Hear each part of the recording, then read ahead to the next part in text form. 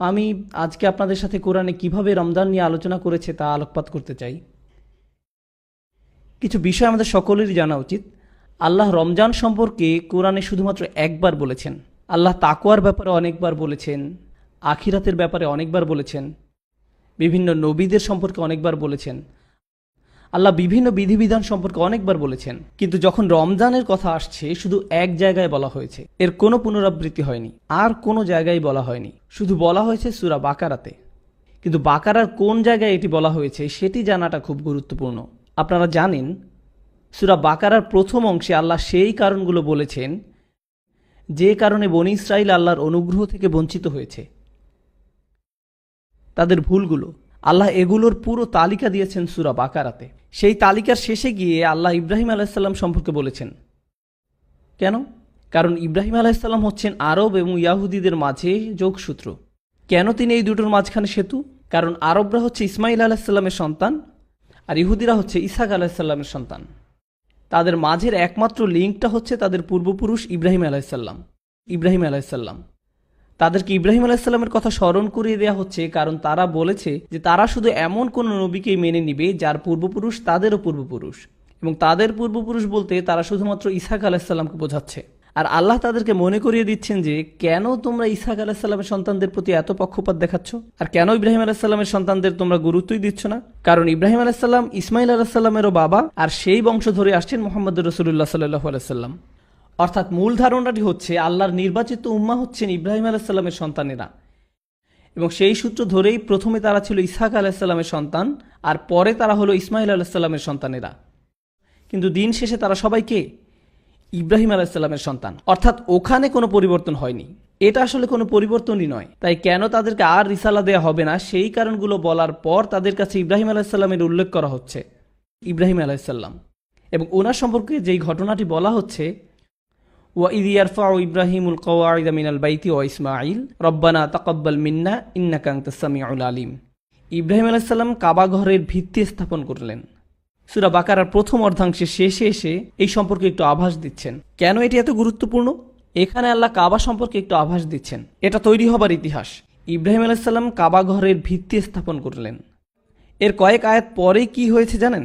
আল্লাহ মুসলিমদেরকে নির্দেশ দিচ্ছেন তাদের আর মসজিদুল আকসার দিকে ফিরে নামাজ পড়ার দরকার নেই, তাদের মসজিদুল হারামের দিকে ফিরে নামাজ পড়তে হবে। কিন্তু কাবা ঘরের দিকে ফিরে নামাজ পড়তে হবে এ কথা বলার আগে তিনি বলেছেন ইব্রাহিম আলাইহিসসালাম হচ্ছেন সেই ব্যক্তি যিনি এটা বানিয়েছিলেন। কারণ ইয়াহুদি এবং আমরা মুসলিমরা ততদিন পর্যন্ত কোন দিকে ফিরে নামাজ পড়তাম? আল আকসা। ইহুদিরা যেদিকে ফিরে প্রার্থনা করত আমরাও সেই দিকে ফিরেই পড়তাম, একই দিকে, এই আয়াত আসা পর্যন্ত। এবং তারপরেই মুসলিমদেরকে নির্দেশ দেয়া হচ্ছে কাবার দিকে ফিরে নামাজ পড়তে। এখন আপনারা এটাও জানেন যে রাসূলুল্লাহ সাল্লাল্লাহু আলাইহি সাল্লাম যখন মক্কা ছিলেন তখন একই সাথে কাবা এবং মসজিদুল আকসার দিকে ফিরে নামাজ পড়া যেত। কাবার এমন পাশে দাঁড়ানো যাতে কাবা এবং আকসা দুটোই আপনার সামনে থাকে, এটা সম্ভব ছিল। কিন্তু যখন মদিনাতে যাওয়া হলো তখন আর সেই সুযোগটা রইল না। হয় আপনাকে কাবার দিকে ফিরতে হবে, আর অথবা কাবার দিকে পিঠ দিয়ে আকসার দিকে ফিরে নামাজ পড়তে হবে। আপনার পক্ষে এখন আর একসাথে দুই দিকে মুখ করা সম্ভব নয়। রাসূল সাল্লাল্লাহু আলাইহি সাল্লাম যখন মক্কায় ছিলেন তখন তিনি একই সাথে দুই দিকে মুখ করতে সক্ষম ছিলেন, আর যখন তিনি মদিনায় গেলেন একদিকেই মুখ করা সম্ভব হলো, এবং তিনি আকসার দিকে মুখ করছিলেন, এবং এটা ছিল ওনার জন্য বেশ পীড়াদায়ক। এই জিনিসটার উল্লেখ আল্লাহ কোরআনে করেছেন। যখন কোরআনে কিবলা পরিবর্তনের আয়াতটা আসলো, قد نرى تقلب وجهك في السماء فلنولينك قبلة ترضاها। নিশ্চয়ই আমি আকাশের দিকে তোমার মুখমণ্ডল উত্তোলন অবলোকন করেছি, তাই আমি তোমাকে ওই কিবলামুখী করাচ্ছি যা তুমি কামনা করছো। যাই হোক, আমি যেই পয়েন্টটা বলতে চাচ্ছি সেটা হলো একটা জাতির পরিচয় হয় তার রাজধানীর পরিচয়ে। আপনি যখন একটি জাতিতে পরিণত হবেন আপনার একটি রাজধানী থাকতে হবে, আর বিশেষত আপনি যদি একটি বড় জাতি হন আপনার একটা বিশেষ রাজধানী থাকতে হবে, আর রাজধানী হচ্ছে এর পরিচয়। ধরুন কোনো একটি দেশের একটি শহর বা একটি গ্রাম কোনো শত্রুবাহিনীর হাতে পতন হলো, সেটা কিন্তু তেমন বড় ব্যাপার না। একটি দেশ পুরোপুরি পরাজিত হয় কখন? যখন কেউ তার রাজধানী দখল করে নেয়। আপনি যখন কারো রাজধানী দখল করে নেবেন তখন ওই দেশের আর অস্তিত্ব নেই। একটি দেশের রাজধানী তার পরিচয় বহন করে। মুসলিমদের জন্য কিবলা আমাদের পরিচয়, এটা আমাদের রাজধানী। মক্কা হচ্ছে আমাদের ইসলামিক রাজধানী, আমরা ওই দিকে মুখ করি। যখন আল্লাহ এই দিক পরিবর্তন করে দিচ্ছেন, তখন তিনি আসলে আমাদের বাহ্যিক পরিচয়ের জিনিসটাই পরিবর্তন করে দিচ্ছেন। উনি আমাদের পরিচয় পরিবর্তন করে দিচ্ছেন।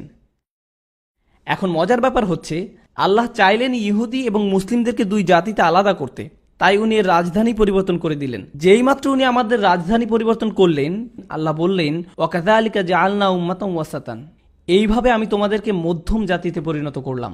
উনি আমাদেরকে একটি নতুন জাতি হিসাবে পরিচিত করালেন, কারণ এখন আমাদের নিজস্ব রাজধানী আছে। আর একটা জিনিস আমাদের জানা দরকার, যেটা আমি যেই জায়গা থেকে এসেছি সেটা একটা অসাধারণ আলোচনা, যেখানে ইহুদি এবং খ্রিস্টানদের সাথে আমার অনেক কথা হয়। আল্লাহ কোরআনে উল্লেখ করেছেন যে এই কিবলা পরিবর্তনের ব্যাপারটি ইহুদিরা পছন্দ করেনি। প্রশ্ন আসে, কেন তারা এটি পছন্দ করলো না? আপনাদের কারো কি নন মুসলিম বন্ধু আছে? যদি থেকে থাকে তাহলে হয়তো আপনাদের ইহুদি, খ্রিস্টান, হিন্দু বা বৌদ্ধ বন্ধু আছে। আপনি কোন দিকে মুখ করে নামাজ পড়লেন তাতে কি তাদের কিছু এসে যায়? এটা তাদের জন্য কোনো চিন্তার বিষয় নয়। যদি ইহুদিরা ভিন্ন ধর্মের হতো, তারা ভিন্ন ধর্ম, সেক্ষেত্রে মুসলিমরা কিবলার দিক মুখ করে ফিরে নামাজ পড়ুক বা অন্যদিকে ফিরে নামাজ পড়ুক, তাতে তাদের কি আসে যায়? তারা আকসার দিকে মুখ করে পড়ুক আর নাই পড়ুক। কিন্তু আল্লাহ বলছেন, সায়াকুলুস সুফাহাউ মিনান নাস মা ওয়াল্লাহুম আন কিবলাতিহিম আল্লাতী কানু, তাদের মাঝে বোকা লোকেরা বলবে, কেন তারা তাদের মুখ ফিরিয়ে নিল? কি জন্য তারা যেটাকে একসময় কিবলা মনে করত তার থেকে মুখ ফিরিয়ে নিয়েছে? কেন তারা দিক পরিবর্তন করলো? অন্য কথায় বলা যায়, তারা এতে অপমানিত বোধ করেছিল। মদিনার ইহুদিরা অপমান বোধ করেছিল। কেন তারা অপমান বোধ করলো? কেননা তারা ভিতরে ভিতরে ঠিক বুঝতো যে যতক্ষণ তারা আকসার দিকে মুখ ফিরবে ততক্ষণ পর্যন্ত ওটাই রাজধানী থাকবে এবং তারাও আল্লাহর নির্বাচিত লোকদের অন্তর্ভুক্ত থাকবে। কিন্তু যেই মাত্র দিক পরিবর্তন হচ্ছে, তখন তারা বুঝতে পারলো যে আগে যা আমাদের রাজধানী ছিল সেটা রাজধানী হিসাবে স্বীকৃত নয়, আমাদেরকে নতুন রাজধানী গ্রহণ করতে হবে। এর অর্থ আমাদেরকে এখন ইব্রাহিম আলাইহিস সালামের অন্য সন্তান ইসমাইলের বংশধরদেরকেও স্বীকার করতে হবে। আমরা আর আমাদের নিজস্ব পরিচয় ধরে রাখতে পারবো না। আল্লাহর দৃষ্টিতে আমাদের উচ্চ আসন আর নেই। এটা দিয়েই প্রমাণিত হয় যে তারাও রসুল্লাহ সাল্লাল্লাহু আলাইহি সাল্লামকে রসুল বলে বিশ্বাস করত। তারা জানতো যে উনি আল্লাহ রসুল এবং তারা অপমানিত বোধ করছিল। আর এভাবে অপমানিত হয়েই তারা প্রমাণ করলো যে মনের গভীরে তারা মুহাম্মদ সাল্লাল্লাহু আলাইহি সাল্লামকে আল্লাহ রসুল হিসাবে মানে, কিন্তু তা সত্ত্বেও স্বীকার করবে না। এবং সেই কারণেই তাদের বোকা বলা হচ্ছে। বোকা লোকেরা তাদের গোপন মনোভাব ফাঁস করে দিচ্ছে তাদের আচরণ দিয়েই। আর তাই আল্লাহ বলছেন, বোকা লোকেরা জিজ্ঞেস করবে, কেন তোমরা কিবলা ফিরিয়ে নিচ্ছ? অর্থাৎ প্রথম যেই জিনিসটা আমাদের উম্মাহ হিসেবে আলাদা করেছে তা হলো কিবলা পরিবর্তন। ও আরেকটি কথা, তখন পর্যন্ত আমরা সেই সব দিনেই রোজা রাখতাম যেদিন ইহুদিরা রোজা রাখত। আর এই 5 ওয়াক্ত নামাজের বিধান আসার আগ পর্যন্ত ইহুদিরা যেই সময় নামাজ পড়তো আমরাও সেই সময়ে নামাজ পড়তাম। কেন? কারণ সেটা ছিল মুসা আলাইহিস সালামের শরিয়া। যতক্ষণ পর্যন্ত নতুন শরিয়া আসেনি, যেটা আগে থেকেই ছিল, আমরা সেটাই অনুসরণ করতাম। রসুল সাল্লাল্লাহু আলাইহি সাল্লাম মুসা আলাইহিস সালামের শরিয়া অনুসরণ করতেন যতক্ষণ না পর্যন্ত ওনাকে ওনার শরিয়া দেয়া হয়েছিল। এখন ইহুদিরা যেই দিন রোজা রাখতো আমরাও সেই দিনই রোজা রাখতাম। আয়াত আসলো, ইয়া আইয়ুহাল্লাযীনা আমানু কুতিবা আলাইকুমুস সিয়াম, তোমাদের মাঝে যাদের ঈমান আছে তাদের উপর সিয়াম বাধ্যতামূলক করা হলো। ঠিক আছে, কামা কুতিবা আলাল্লাযীনা মিন ক্বাবলিকুম, যেভাবে এটা বাধ্যতামূলক করা হয়েছিল তোমাদের পূর্বে যারা এসেছিল তাদের উপর। এই লোকেরা কারা? কারা ফরজ ইবাদত হিসাবে রোজা রাখতো? ইহুদিরা, বনু ইসরাইলরা, মুসা আলাইহিস সালামের শরিয়া। তার মানে আল্লাহ বলছেন যে আমাদের পরিচয়ের একটা অংশ ইহুদিদের মতোই। কিন্তু এই সূরাতে ইতিমধ্যে আল্লাহ কাবা পরিবর্তন করে তাদেরকে আমাদের থেকে আলাদা করে ফেলেছেন।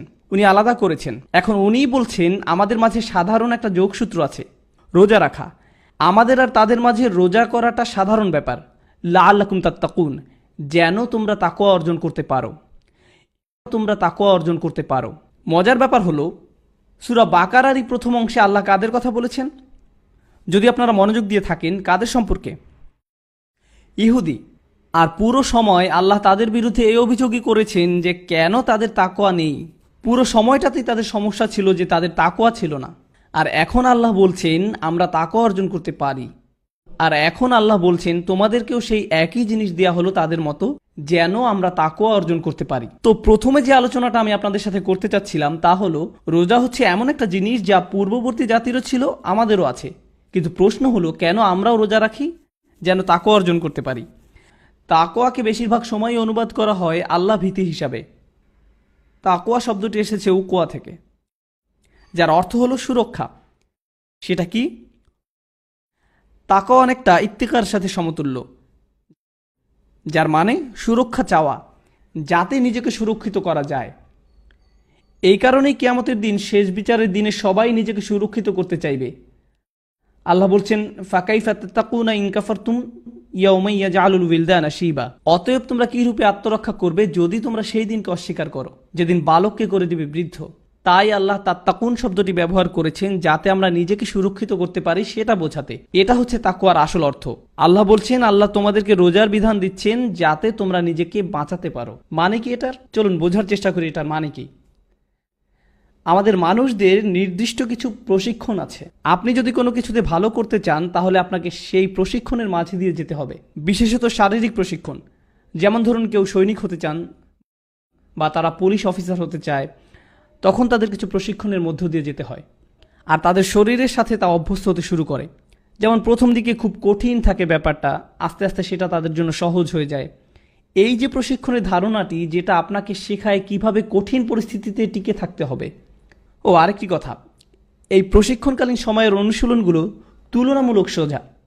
যেমন ধরুন যখন কোনো অগ্নি নির্বাপন কর্মীকে প্রশিক্ষণ দেওয়া হয়, তারা আগুন ধরায় ঠিকই, কিভাবে নেভাতে হবে সেটা শেখানোর জন্য, কিন্তু সেই আগুনটা থাকে নিয়ন্ত্রিত। আসল পরিস্থিতিতে যেরূপ আগুন লাগে এটা সেরূপ নয়, এটা নিয়ন্ত্রিত। তাই ব্যাপারটা অনেকটা সহজ। তারা হয়তো আপনাকে বিল্ডিংয়ের উপর থেকে লাফ দিয়ে পড়তে বলবে, কিন্তু সেটা অনেকটা সহজ, এটা বাস্তবের মতো নয়। একই ঘটনা রোজার ক্ষেত্রেও ঘটে।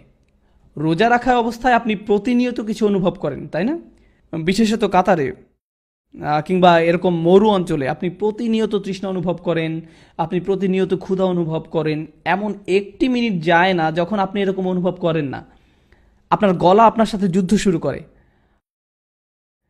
আপনার কণ্ঠনালী যেন চিৎকার করে আপনার কাছে পানি পানি পানি বলে। আপনি পছন্দ করেন বা না করেন, আপনার গলা আপনার কাছে মিনতি শুরু করে। আর আপনি আপনার গলাকে ধমক দিয়ে বলেন, ভাই চুপ করো, এখনো মাগরিবের সময় হয়নি। আপনার পেট আপনার সাথে কথা বলতে শুরু করে, অনেক সময় বেশ জোরেই কথা বলে। এই কি হচ্ছে উপরে, খাদ্যের যোগান বন্ধ কেন? অনেক সময় অনেক জোরেই কথা বলে। আর আপনি বলেন, হেই এখনো ফজর, আর তুমি এখনই চিৎকার শুরু করে দিলে। আপনি নিজেই নিজের সাথে কথা বলতে থাকেন। কিন্তু আসলে জানেন কি হচ্ছে? আপনি যখন রোজা রাখেন, আপনার ভিতরে একটি শরীরবৃত্তীয় যুদ্ধ হয়। আপনার গলা আপনার বিরুদ্ধে থাকে, আপনার পেট আপনার বিরুদ্ধে থাকে, আপনার শরীর দুর্বল হয়ে যায় এবং আপনার কাছে মিনতি করে, দয়া করে আল্লাহর অবাধ্য হও। আর আপনি সারাদিন রোজা করেন আপনার শরীরের বিরুদ্ধে যুদ্ধ করে, আর বলেন, না না, আমার অন্তর আল্লাহর কাছে সমর্পণ করেছি, তাই আমার পুরো শরীর যদি কিছু চায়ও আমি তাকে সেটা দিব না। আপনি আপনার অন্তরকে, আপনার শরীরকে নিয়ন্ত্রণ করার প্রশিক্ষণ দেন। যখন আপনি রোজা রাখেন আপনি এটাই করেন। আমিও এটাই করি যখন রোজা রাখি। কেন এটা গুরুত্বপূর্ণ? এটার মূল উদ্দেশ্য কি? কারণ যখন রোজা শেষ হয়ে যাবে আপনার অন্তর তখন আপনার শরীরকে নিয়ন্ত্রণ করার জন্য তৈরি হবার কথা। তাই আপনি যেটা ইচ্ছে সেটা খাবেন না, যেখানে ইচ্ছে সেখানে যাবেন না, যেদিকে ইচ্ছে সেদিকে তাকাবেন না। কারণ এই সব আকাঙ্ক্ষাগুলো কার? আপনার শরীরের। কিন্তু আপনি যখন রোজা করেন তখন কে অনেক শক্ত হয়? আপনার অন্তর শক্ত হয় আর আপনার শরীর দুর্বল হয়। ইন্না যালিকা মিন তাকওয়াল কুলুব। অন্তর হচ্ছে তাকওয়ার বাসস্থান। আপনি যখন আপনার শরীরকে দুর্বল করছেন তখন আপনি আপনার অন্তরকে শক্ত করছেন। আপনি বিভিন্ন কাজ থেকে নিজেকে বিরত রাখতে শিখছেন। তাই আমার প্রিয় তরুণ প্রজন্ম, যদি আপনি রোজা রেখে বাসায় আছেন আর বসে বসে সিনেমা দেখছেন, তাহলে আপনি আসলে রোজা রাখছেন না। আপনি রোজা রাখছেন না, কারণ আপনার অন্তর এখন আপনার ভুল আকাঙ্ক্ষাগুলোর কাছে হার স্বীকার করছে। রোজা রাখার এই অনুশীলনটার উদ্দেশ্যই হলো যে আপনি প্রতিনিয়ত মনে করবেন যে যেভাবে আমি আমার ক্ষুধা তৃষ্ণার বিরুদ্ধে যুদ্ধ করেছি, আমাকে আমার চোখের আকাঙ্ক্ষার বিরুদ্ধে লড়তে হবে, আমাকে আমার মুখের বিরুদ্ধেও লড়তে হবে, আমাকে আমার জিহ্বার বিরুদ্ধে লড়তে হবে, আমাকে আমার আকাঙ্ক্ষার বিরুদ্ধে লড়তে হবে, আমাকে আমার হরমোনের বিরুদ্ধেও লড়তে হবে, আমাকে এখন আমার সব কিছুর বিরুদ্ধেই লড়তে হবে। এর মাঝে দৃশ্যমান তা হলো খাওয়া আর পান করা থেকে বিরত থাকা। কিন্তু আর সব কিছুই রোজার মাঝে আছে। লাআল্লাকুম তাত্তাকুন। আশা করা যায় তোমরা আল্লাহ ভীরু হতে পারবে। এই জিনিসটাই যদি আমাদের মনে না থাকে তাহলে বনি ইসরায়েলের সাথে আমাদের আর কোনো পার্থক্য থাকছে না। তারাও রোজা রাখতো, কিন্তু তাদের মাঝে কি ছিল না? তাদের তাকওয়া ছিল না। আপনি যদি এটাই ভুলে যান যে কেন আপনি রোজা রাখছেন, তাহলে আপনি তাই করছেন যা বনি ইসরায়েলরা করত। আল্লাহ আপনাকে বলছেন কুতিবা আলাইকুম আসসিয়াম, আলাইকুম মুকদ্দাম, বলা হয় জার মাজরুর মুকদ্দাম, বিশেষত তোমাদের উপর, এখন তোমাদের পালা। আমি তোমাদের তাই দিচ্ছি যা আগের প্রজন্মের ওদেরকেও দিয়েছিলাম। তারা এর থেকে কোনো উপকার পায়নি, তারা তাকওয়া অর্জন করতে ব্যর্থ হয়েছে। আল্লাহ এটাই বলছেন। যখন আমাদের উপর রোজা ফরজ করেছেন এটাই বলছেন। মানুষ যখন রোজার কথা চিন্তা করেন তখন কোন জিনিসটা প্রথম তাদের মাথায় আসে? ইফতারের কথা। তারা ইফতারের কথা চিন্তা করে। রোজা হচ্ছে বাস্তব জীবন মোকাবেলা করার জন্য আপনার প্রশিক্ষণ। যখন প্রশিক্ষণ চলে সেটা অনেক সহজ থাকে, যেমন নিয়ন্ত্রিত আগুন, নিয়ন্ত্রিত পরিস্থিতি। আল্লাহ কি করছেন? আল্লাহ কি রমজানের রোজাকে সহজ করেননি? কারণ উনি শয়তানকে বন্দী করে রাখেন, আমাদের থেকে দূরে সরিয়ে রাখেন না? উনি আমাদের কাজ সহজ করে দেন যাতে আপনার অন্তর নিজেকে নিয়ন্ত্রণ করার একটা সুযোগ পায়। যেই মাত্র রমজান শেষ হয়, ঈদ মুবারক, বলুন তো কি হবে?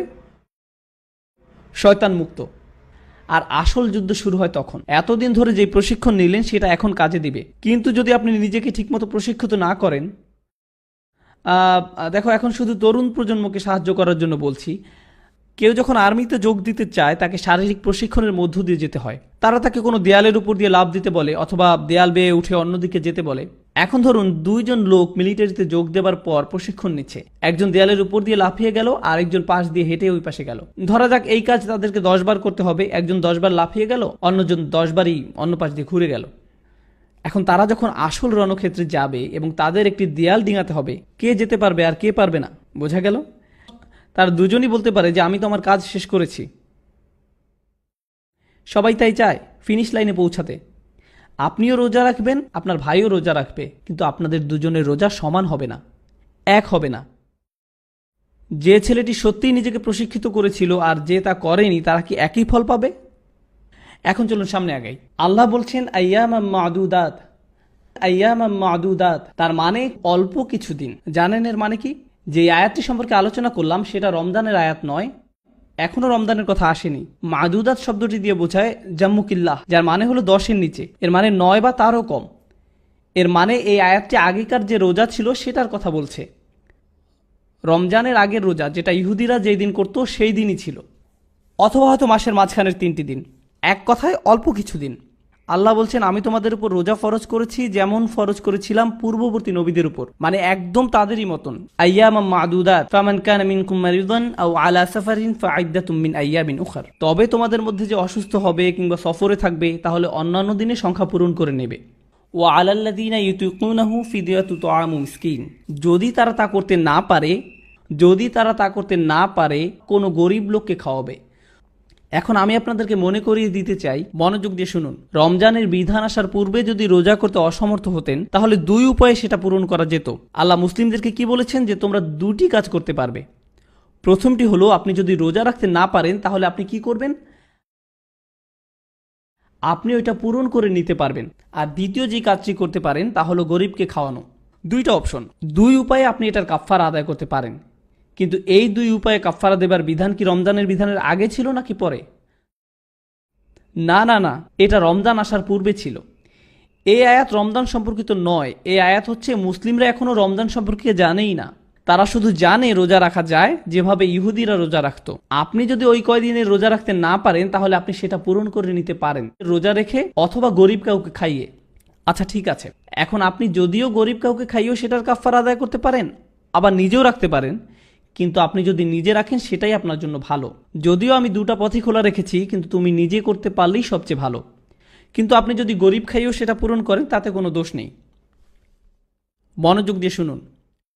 সাহাবাদের সময় ওনারা এটাই পালন করতেন। আর যদি রোজা রাখো তবে তোমাদের জন্য বিশেষ কল্যাণকর, যদি তোমরা তা বুঝতে পারো। এখন আসছে রমজানের কথা। আমি চাইছিলাম আপনারা প্রথমে এই পটভূমিটুকু বুঝুন। যখন মুসলিমরা প্রথম রোজার কথা শুনল, সাহাবারা রাদিয়াল্লাহু তাআলা আনহু যখন রোজার কথা জানতো, তা ছিল 10 দিনের কম সময়। এটা হলো প্রথম কথা। আর দ্বিতীয়, এই রোজা যদি কেউ করতে অক্ষম হতো তাহলে তা পূরণ করার 2টা বিধান ছিল।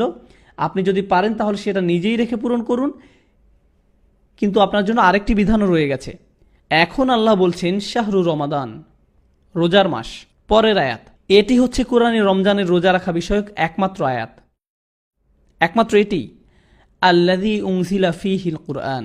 আগেও বলেছি, যখন মানুষ রমজানের কথা চিন্তা করে প্রথম কোন জিনিসটা তাদের মাথায় আসে? ইফতার, পাকোড়া, সামোসা। বাসায় যথেষ্ট কেচাপ আছে কিনা সেটা দেখতে হবে। আপনি অতিরিক্ত অনেক সোডা জাতীয় জিনিস কিনেন। মুসলিমরা আসলে রমজানের সময় ওজন কমায় না, বরং ওজন বাড়ায়। এটাই আমাদের নিয়ম। যখন আপনি রমজান মাসের কথা ভাবেন, প্রথম যে জিনিসটি আপনার মাথায় আসে তা হলো রোজা রাখা। আপনি যদি খাবারের কথা চিন্তা নাও করেন, আপনারা বলেন ভাই এই বছর রমজান তো গরমের মাঝে কি যে হবে, আপনার মাথায় শুধু এই ধরনের চিন্তাই আসে। আল্লাহ কোরআনে বলছেন, প্রথম যেই জিনিসটা রমজান শব্দ শুনলেই আপনার চিন্তা করার কথা ছিল তা হলো শাহরু রমাদান আল্লাযী উনজিলা ফীহিল কুরআন।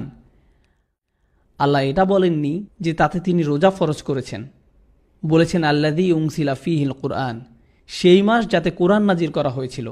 রমজান সেই মাস যাতে কোরআন নাজিল করা হয়েছিল। যেই কারণে রমজান একটি বিশেষ মাস, তা রোজা নয়। রমজান এই কারণেই বিশেষ, কারণ এই মাসে কোরআন নাজিল হয়েছিল। আল্লাহ এটাই আমাদের বলছেন। এখন আপনার নিজেকে প্রশ্ন করতে হবে, আপনি রমজানে রোজা রাখছেন কিন্তু আপনি কোরআন পড়ছেন না। আপনি রোজা রাখছেন কিন্তু পুরো 30 দিনে এক পাতা কোরআনও আপনি মুখস্থ করেননি। এক পাতা থাক, এমনকি আধা পাতাও নয়, এমনকি 2টা আয়াতও নয়, আপনি কোরআন থেকে কিছুই মুখস্থ করেননি। তাহলে আপনি কিভাবে বুঝবেন আল্লাহ আপনাকে কি বলছেন? রমজানের পুরো উদ্দেশ্যটাই ছিল কোরআন নাজিল হওয়াটা উদযাপন করা। আমি আগেও বলেছি, একটা জাতির জন্য প্রথম যে জিনিসটা দরকার তা হলো রাজধানী। এখন আমাদের নতুন রাজধানী কি? কাবা। দ্বিতীয় যে জিনিসটা দরকার সেটি হলো একটি জাতির জন্য সংবিধান। আর আমাদের সংবিধান কি? কোরআন। আর সংবিধান যখন লিখিত হয় আর অনুমোদিত হয়, প্রত্যেক জাতি তা উদযাপন করে। প্রত্যেক জাতি যাদের সংবিধান আছে তাদের একটি সংবিধান দিবসও আছে, যেদিন তাদের সংবিধান কার্যকর হয়েছিল। আছে সবার এরকম দিবস, ঠিক আছে? আমাদের সংবিধান নাজিল হয়েছিল রমজান মাসে। আল্লাহ আমাদেরকে শুধু একদিন দেননি উদযাপন করার জন্য, উনি আমাদেরকে পুরো 30টা দিন দিয়েছেন। রমজান মাস এটারই উদযাপন যে আল্লাহ আমাদেরকে এক উম্মাহ করেছেন। এখন আমাদের নিজস্ব রাজধানী আছে, নিজস্ব সংবিধান আছে, এবং আমাদের নিজস্ব রোজা রাখার দিন আছে। ইহুদিরা যেদিন রোজা রাখতো এটা আর সেই দিন নেই। আর আইয়াম মাদুদাত নয়, পুরোপুরি আলাদা করে ফেলেছেন। রমজানের পুরো উদ্দেশ্যটাই ছিল কোরআন নাজিল হওয়াটা উদযাপন করা। এটা শেষ। তাই আপনি যদি নিজেকে ইয়া আইয়ুহাল্লাযীনা আমানু এর অন্তর্ভুক্ত করতে চান, তাহলে আপনাকে আপনার নামাজের দিক পরিবর্তন করতে হবে, আপনাকে রোজা রাখার দিন পরিবর্তন করতে হবে। অন্য কোনো অপশন নেই। এর আগে বলা হয়েছিল ওয়ারকাউ মা'আর রাকিঈন, আপনাকে বলা হয়েছিল যারা রুকু করে তুমি তাদের মতো রুকু করো, এবং এতে তাদেরও কোনো সমস্যা ছিল না, কারণ তখনও রুকুর দিক একই ছিল। কিন্তু এখন এটা পরিবর্তন হয়ে গেছে। এই ফাঁকে আরেকটি কথা বলে রাখি, সম্প্রতি আমার একজন রেবাই বন্ধুর সাথে দেখা হয়েছিল টেক্সাসে। সে জুডিক স্টাডির একজন গবেষক। আমি তার সাথে মুসা আলাইহিস সালাম আরও নানান বিষয় নিয়ে কথা বলেছিলাম। আমি তাকে জিজ্ঞেস করলাম, তোমরা ইবাদত করো কিভাবে? তোমরা কি রুকু দাও? কারণ কোরআন ইহুদিদের সম্পর্কে বলেছে ওয়ারকাউ মা'আর রাকিঈন। আল্লাহ বলেননি ওয়াসজুদু মা'আস সাজিদিন সাল্লু মা'আল মুসাল্লিন। কেন আল্লাহ ইহুদিদেরকে এটা বললেন? তাই আমি জিজ্ঞেস করলাম, তোমরা রুকু করো? আমি জানি তোমাদের সিজদা আছে, রুকু আছে। তো সে বলল, আমাদের কিছু রুকু আছে যেটা আমরা বছরে একবার করি। এক সময় এটা একটা নিয়মিত ব্যাপার ছিল। আমি জানতে চাইলাম, তোমাদের সিজদা আছে? সে বলল, হ্যাঁ, আমাদের সিজদাও ছিল, যাতে আমরা মাটিতে মাথা নত করতাম। এখন আমরা আরেকটা ইবাদত করি, যাতে আমরা ফরিয়াদ জানাই যে কেন এটি আর এখন করি না। ইয়া সালাম। আমি এটা বানিয়ে বলছি না, সে আমাকে বলেছে, এটা একজন রেবাই আমাকে এটা বলেছে। অর্থাৎ তারা সিজদা জিনিসটা একদম হারিয়ে ফেলেছে, আর কিছু রুকু এখনো তারা করে। ওয়ারকাউ মা'আর রাকিঈন। সে আরও যেটা আমাকে বলেছিল তা হলো তাদের ইবাদতের শেষ ভাগটা হচ্ছে রুকু, মানে সিজদা আগে দেয় আর তারপরে রুকু দেয়। তার মানে তারা যদি সিজদা করে তাহলে আগে সিজদা করে তারপরে রুকুতে যায়। আল্লাহ মরিয়ম আলাইহিস সালামকে বলেছিলেন ওয়াসজুদি ওয়ারকাই, কারণ তাদের ইবাদতে সিজদা আগে আর রুকু পরে। যাই হোক, আমরা আবার আমাদের রমজানের বিষয়টাতে ফিরে আসি। শাহরু রমাদান আল্লাযী উনজিলা ফীহিল কুরআন হুদাল লিন-নাস। মনে হচ্ছে মুখে একটা বড় চর খাওয়ার মতো অবস্থা, কারণ তিনি বলছেন কোরআন সকল মানুষের জন্য পথ প্রদর্শক। এই আয়াত শুধু মুসলিমদের জন্য না, এটা মদিনার ইহুদি সম্প্রদায়ের জন্য। তারা ভাবে যে যখন ওহী আসে সেটা কাদের জন্য আসে? শুধু তাদের জন্য, শুধু তাদের জন্য। আল্লাহ বলছেন না, এবার ওহী শুধু তোমাদের জন্য না, এটা সমগ্র মানবজাতির জন্য। হুদাল্লিন নাস। আল্লাহ এটাও বলেননি যে হুদাল্লিল আরব, হুদাল্লিল বানি ইসরাইল, হুদাল্লি বানি ইসমাইল, হুদাল্লি বানি ইব্রাহিম। না না না না, হুদাল্লিন নাস, এটা সমগ্র মানবজাতির জন্য। এটা আমাদের ধর্মের সবচেয়ে সুন্দর জিনিস বলা যায়। আমাদের ধর্মের সবচাইতে সুন্দর জিনিস। আপনি আমেরিকা, অস্ট্রেলিয়া বা খালজিতে বা পাকিস্তানে যে জায়গাতেই কোনো মসজিদে যান না কেন, যত জাতির মানুষই থাকুক না কেন, সবাই এক কাতারে দাঁড়ায়। এমন কোনো ভেদাভেদ করা হয় না যে সবচেয়ে ধনীরা সামনের সারিতে, মধ্যবিত্তরা মাঝের সারিতে, সুইপাররা শেষ সারিতে। না না, এরকম করা হয় না। না না, সবাই এক কাতারে দাঁড়ায়। হতে পারে বস আর কর্মচারী একই সাথে দাঁড়িয়েছে, এমনও হতে পারে কর্মচারী প্রথম কাতারে, বস শেষ কাতারে, এটাও হতে পারে। আবার এমনও হতে পারে যেই লোক আপনার জন্য কাজ করে সে ইমামতি করছে আর আপনি তার পিছনে দাঁড়িয়ে আছেন, এটাও হতে পারে। আল্লাহ এই দিক নির্দেশনা দিয়েছেন সবার জন্য। জানেন এর মানে কি? উনি সবাইকে এক সমান বানিয়েছেন কোরআনের মাধ্যমে, সালাত নামক প্রতিষ্ঠানের মাধ্যমে। আমরা তো রেসিস্ট হতে পারি না, কারণ আমাদের আছে সালাহ। আমাদের মাঝে জাত্যাভিমান থাকার কথা নয়। আমরা এটা বলতে পারি না যে আমার জাতি তোমার থেকে ভালো, আমার জাতীয়তা তোমার থেকে ভালো, আমার ভাষা তোমারটার থেকে ভালো, আমার গায়ের রং তোমারটার থেকে ভালো, আমার গ্রাম তোমারটার থেকে ভালো। এরকম আমরা করতে পারি না। আর জানেন কখন এই জিনিসটা আমাদের আরও বেশি মনে পড়ার কথা? যখন আমরা নামাজে দাঁড়াই। যখন বিলাল রাদিয়াল্লাহু তাআলা আনহু, উসমান রাদিয়াল্লাহু তাআলা আনহুর পাশে দাঁড়ান, সেটা আমাদের মনে করিয়ে দেয় যে আমরা সমান। এটাই হুদাল্লিন নাস। এটার অর্থ এটাই। জানেন কেন আমি এগুলো বলছি? কারণ আমি মুসলিমদের মাঝে এই প্রবণতা দেখেছি। আমি মুসলিমদের মাঝে জাতীয়তাবাদ দেখেছি। আমি দেখেছি মুসলিমরা অন্য দেশীয়দেরকে নিয়ে তামাশা করে, অন্যদেরকে ছোট করে, তাদের সম্পর্কে বাজে কথা বলে, অন্যদের ভাষা নিয়ে বাজে কথা বলে। আরবরা নন আরবদের নিয়ে তামাশা করে, বাংলাদেশিরা পাকিস্তানিদেরকে নিয়ে করে, পাকিস্তানিরা আবার ভারতীয়দেরকে নিয়ে করে, ফিলিপিনোরা মালয়েশিয়ানদেরকে নিয়ে তামাশা করে। কি হচ্ছে আমাদের এসব? আমরা কি নামাজ পড়ি না? পড়ি না নামাজ? আমরা সালাত থেকে শিখছি না কিছু? আমরা কোরআন থেকেও কি কিছু শিখছি না? আমি বলেছি আপনাদের আগেও যে আমাদের শুধু খোসাটাই আছে, ওই অনেকটা ভিতরে ডিম নেই, শুধু খোসা আছে, এরকম অবস্থা। আমাদের ইসলাম অনেক সময় এরকম। আপনাকে দেখতে মুসলিম মনে হয়, মুসলিমরা যেমন কথা বলে আপনি সেরকম কথা বলেন, কিন্তু আপনার হৃদয়ের ভিতরে আপনার দ্বীনের জন্য কোনো ভালোবাসা নেই। এখানে যারা বসে আছেন সবাই এই মুহূর্তে এখানে ভিন্ন সংস্কৃতির অনেকে বসে আছেন। এটি একটি আন্তর্জাতিক সমাবেশ বলা যায়। এই মুহূর্তে এটাকে জাতিসংঘও বলা যেতে পারে।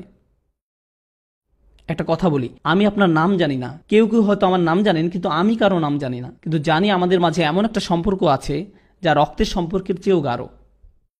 শুধুমাত্র আমরা সবাই লা ইলাহা ইল্লাল্লাহ বলি, এই কারণে এটি রক্তের থেকেও গাঢ়। শুধুমাত্র এই কারণে এই কোরআন আমাদেরকে এক সুতায় গাঁথে। এবং এই কথাটা ইহুদিদেরকেও বলা হয়েছিল। কেন জানেন? কারণ ওরা বিশ্বাস করত তারা বিশেষ, বাকি সবাই সেকেন্ড ক্লাস, তারা প্রথম সারির। বাকি সবাই সাধারণ, আর তারা হচ্ছে আল্লাহর নির্বাচিত বিশেষ জাতি। আল্লাহ বলছেন যে কেউ কোরআনের একজন অনুসারী হতে পারে।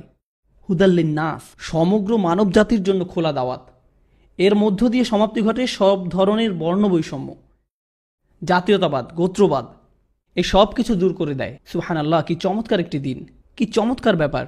এমনকি আমেরিকাতেও আমি বলতে পারবো যে একই এলাকার মাঝে কালোদের জন্য আলাদা গির্জা আছে, স্প্যানিশদের আলাদা গির্জা, গ্রিকদের আলাদা গির্জা, এমনকি ব্রুকলিনের মতো জায়গাতেও ভিন্ন ভিন্ন জাতির ভিন্ন ভিন্ন গির্জা আছে। আর আপনি একটা মসজিদে ঢুকে দেখবেন, দেখে মনে হবে সেখানে আন্তর্জাতিক সম্মেলন চলছে। বিভিন্ন জাতির মানুষ সব এক সারিতে দাঁড়ানো, এমনকি তারা কেউ কারো ভাষাও জানে না, কিন্তু তারা একসাথে নামাজ পড়ছে। কুরআনও আমাদেরকে একীভূত করে যখন আমরা সালাতে দাঁড়াই। কুরআন হুদাল্লিন নাস ওয়া বাইয়িনাতিম মিনাল হুদা, সুস্পষ্ট পথ নির্দেশ আর অন্যায় ও ন্যায়ের মাঝে পার্থক্য বিধানকারী। এই আয়াতটা তো রমজান নিয়ে হওয়ার কথা ছিল, তাই না? আন্নাহা বাদাআত বিকালিমাত শাহরু রমাদান, আয়াতটি শুরুই হয়েছে শাহরু রমাদান দিয়ে। অথচ এখন পর্যন্ত আল্লাহ কি বলেছেন? এই মাসে কুরআন নাজিল হয়েছিল, যা আল্লাহর তরফ থেকে পথ প্রদর্শক। মানে হচ্ছে এই নির্দেশনাগুলো এক একটি আশ্চর্য ব্যাপার। ওয়াবাইয়িনাতিম মিনাল হুদা ওয়াল ফুরকান, সুস্পষ্ট পথ নির্দেশ আর ন্যায় ও অন্যায়ের মাঝে পার্থক্য বিধানকারী। এতক্ষণ পর্যন্ত আল্লাহ রমজান নিয়ে একটি কথাও বলেননি, শুধু কোরআন। আয়াতের অর্ধেকের বেশি অংশের আলোচনা কোরআন নিয়ে। কেন তিনি এরকম করলেন? কারণ উনি এটা নিশ্চিত করতে চাচ্ছেন যে কোনো মুসলিম যেন এটা ভুলে না যায় যে রমজান হচ্ছে কোরআনেরই মাস। রমজান কোরআনেরই মাস। এটা হচ্ছে এই আশ্চর্য কিতাবের মাস। আমি বলেছিলাম আমি বন্ধুত্ব করেছিলাম কার সাথে? এক ইয়াহুদি ধর্মগুরুর সাথে। আরেকটা মজার ঘটনা বলি রাবাইদের সম্পর্কে। কোন নবীকে তারা সবচেয়ে বেশি ভালোবাসেন? স্বাভাবিকভাবেই মুসা আলাহিসাল্লামকে। আমরা দুজন সবসময় মুসা আলাহিসাল্লামকে নিয়েই কথা বলি। আমরা সব ব্যাপারেই মতভেদ করি। আমি তাকে অপদস্থ করার জন্য এমনটা করি না, আমি তার অবস্থানটা বোঝার জন্য তার সাথে কথা বলেছি। আমি বনি ইসরায়েল সম্পর্কে একজন বনি ইসরায়েলের মুখ থেকেই জানতে চাচ্ছিলাম। আমি সত্যিই জানতে আগ্রহী ছিলাম, কারণ কোরআনে তাদের সম্পর্কে এতবার বলা হয়েছে, ইয়া বানি ইসরাইল। আমরা তাদের নবীদের সম্পর্কে এত শুনেছি যারা আমাদেরও নবী। তাই আমি জানতে চাই তারা কিভাবে চিন্তা করে। তাই আমরা মুসা আলাহিস সালাম সম্পর্কে কথা বলি। একবার আমি তাকে বললাম যে তুমি হয়তো জানো না, কোরআনের একটি মিরাকেল হচ্ছে মুসা নামটি। মুসা নামটি আমি তার কাছে জানতে চাইলাম মুসা নামের অর্থ কি। হিব্রু ভাষায় তারা মুসা বলে না, বলে মুসে। যেমন তাওরাতুল মুসা, কিন্তু ওরা বলবে তাওরাতুল মুসে। তো আমি জানতে চাইলাম মুসে মানে কি। মু অক্ষরটি আরবি মা এর সমর্থক। মা মানে কি? পানি। যখনই আমরা মুসা আল্লাহ সাল্লামকে নিয়ে কথা বলি, তো তাদের কাছে মুসা হচ্ছেন যিনি পানি থেকে এসেছেন। তার মানে হচ্ছে মুসা নামটি হিব্রু। মুসা নামটি হিব্রু। আমি তাকে বললাম মুসা নামটি হিব্রু নয়, এটা হিব্রু হতেই পারে না। সে বলল কেন নয়? মুসা আলাইহিস সালাম বনী ইসরায়েলদের মধ্যে থেকে এসেছেন, তাই এটা হিব্রুই হবে। তিনি কোথায় জন্মগ্রহণ করেছিলেন? সে বলল মিশরে। যখন তিনি বাচ্চা ছিলেন তখন তিনি কোথায় গিয়ে পড়েছিলেন শেষ পর্যন্ত? ফেরাউনের প্রাসাদে। কে ওনার দেখভাল করত? ফেরাউন, আসিয়া আলাইসাল্লাম। আর তখন মুসা আলাহিসাল্লামের আসল মা সেখানে কাজের লোক হিসেবে আসলো। যখন ধরুন কোথাও নতুন একটা বাচ্চা আছে, কে তার নামকরণ করবে? তার পালক পিতামাতা নাকি কাজের লোক? পালক পিতামাতা। আর পালক পিতামাতা কোন ভাষায় তার নামকরণ করবে? নিজেদের ভাষায় নাকি কাজের লোকের ভাষায়? যেখানে তারা সেই বাচ্চাকে রাজপুত্র হিসাবে গড়ে তোলার কথা চিন্তা করছে, তাহলে বাচ্চার নামকরণ কাজের লোকের ভাষায় হবে নাকি মালিকের ভাষায় হবে? মালিকের ভাষায়। আর মালিকের ভাষা হচ্ছে মিশরীয়, হিব্রু নয়। তাদের ভাষা ছিল মিশরীয়, সুতরাং তার নাম মিশরীয়, হিব্রু নয়। কিন্তু মিশরীয় ভাষার সমস্যা হচ্ছে সেটা হারিয়ে গেছে। রাসূলুল্লাহ সাল্লাল্লাহু আলাইহি ওয়াসাল্লাম যখন এসেছিলেন তখন ইজিপশিয়ান ভাষা মরে যাওয়ারও 3000 বছর হয়ে গেছে। কেউ ওই ভাষা জানতো না। তাই কেউ যদি রাসূল সাল্লাল্লাহু আলাইহি ওয়াসাল্লামের সময় জিজ্ঞাসা করতো মুসা নামের অর্থ কি, কেউ আপনাকে তা বলতে পারবে না। কেন? কারণ ইজিপশিয়ান ভাষা ইতিমধ্যে মরে গেছে। আমরা সৌভাগ্যবান ইজিপ্টোলজির কারণে। ওই ভাষাটা আবার পুনরুদ্ধার করা হয়েছে আর অনুবাদও করা হচ্ছে। হায়ারোগ্লিফিক্স যেটাকে বলে সেটা কিন্তু এখন অনুবাদ করা যায়। তাই এর সাহায্যে আমরা এখন মুসা নামের অর্থ বের করতে পারি। নামের অর্থ বের করার আগে আমি আপনাদেরকে কোরআনের একটি আয়াত বলি। মুসা আলাইহিস সালামকে প্রাসাদে আনা হলো। তার পালক মা তাকে কোলে নিয়ে ফেরাউনের কাছে নিয়ে গেলেন এবং বললেন, আসা আন ইয়ানফাআনা আও নাত্তাখিযাহু ওয়ালাদা। এই বাচ্চা আমাদের উপকারে আসতে পারে, অথবা আমরা তাকে সদ্য ভূমিষ্ঠ হিসাবে পালক নিতে পারি।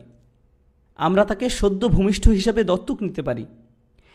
ইজিপশিয়ান ভাষায় মুসা নামের অর্থ সদ্য ভূমিষ্ঠ।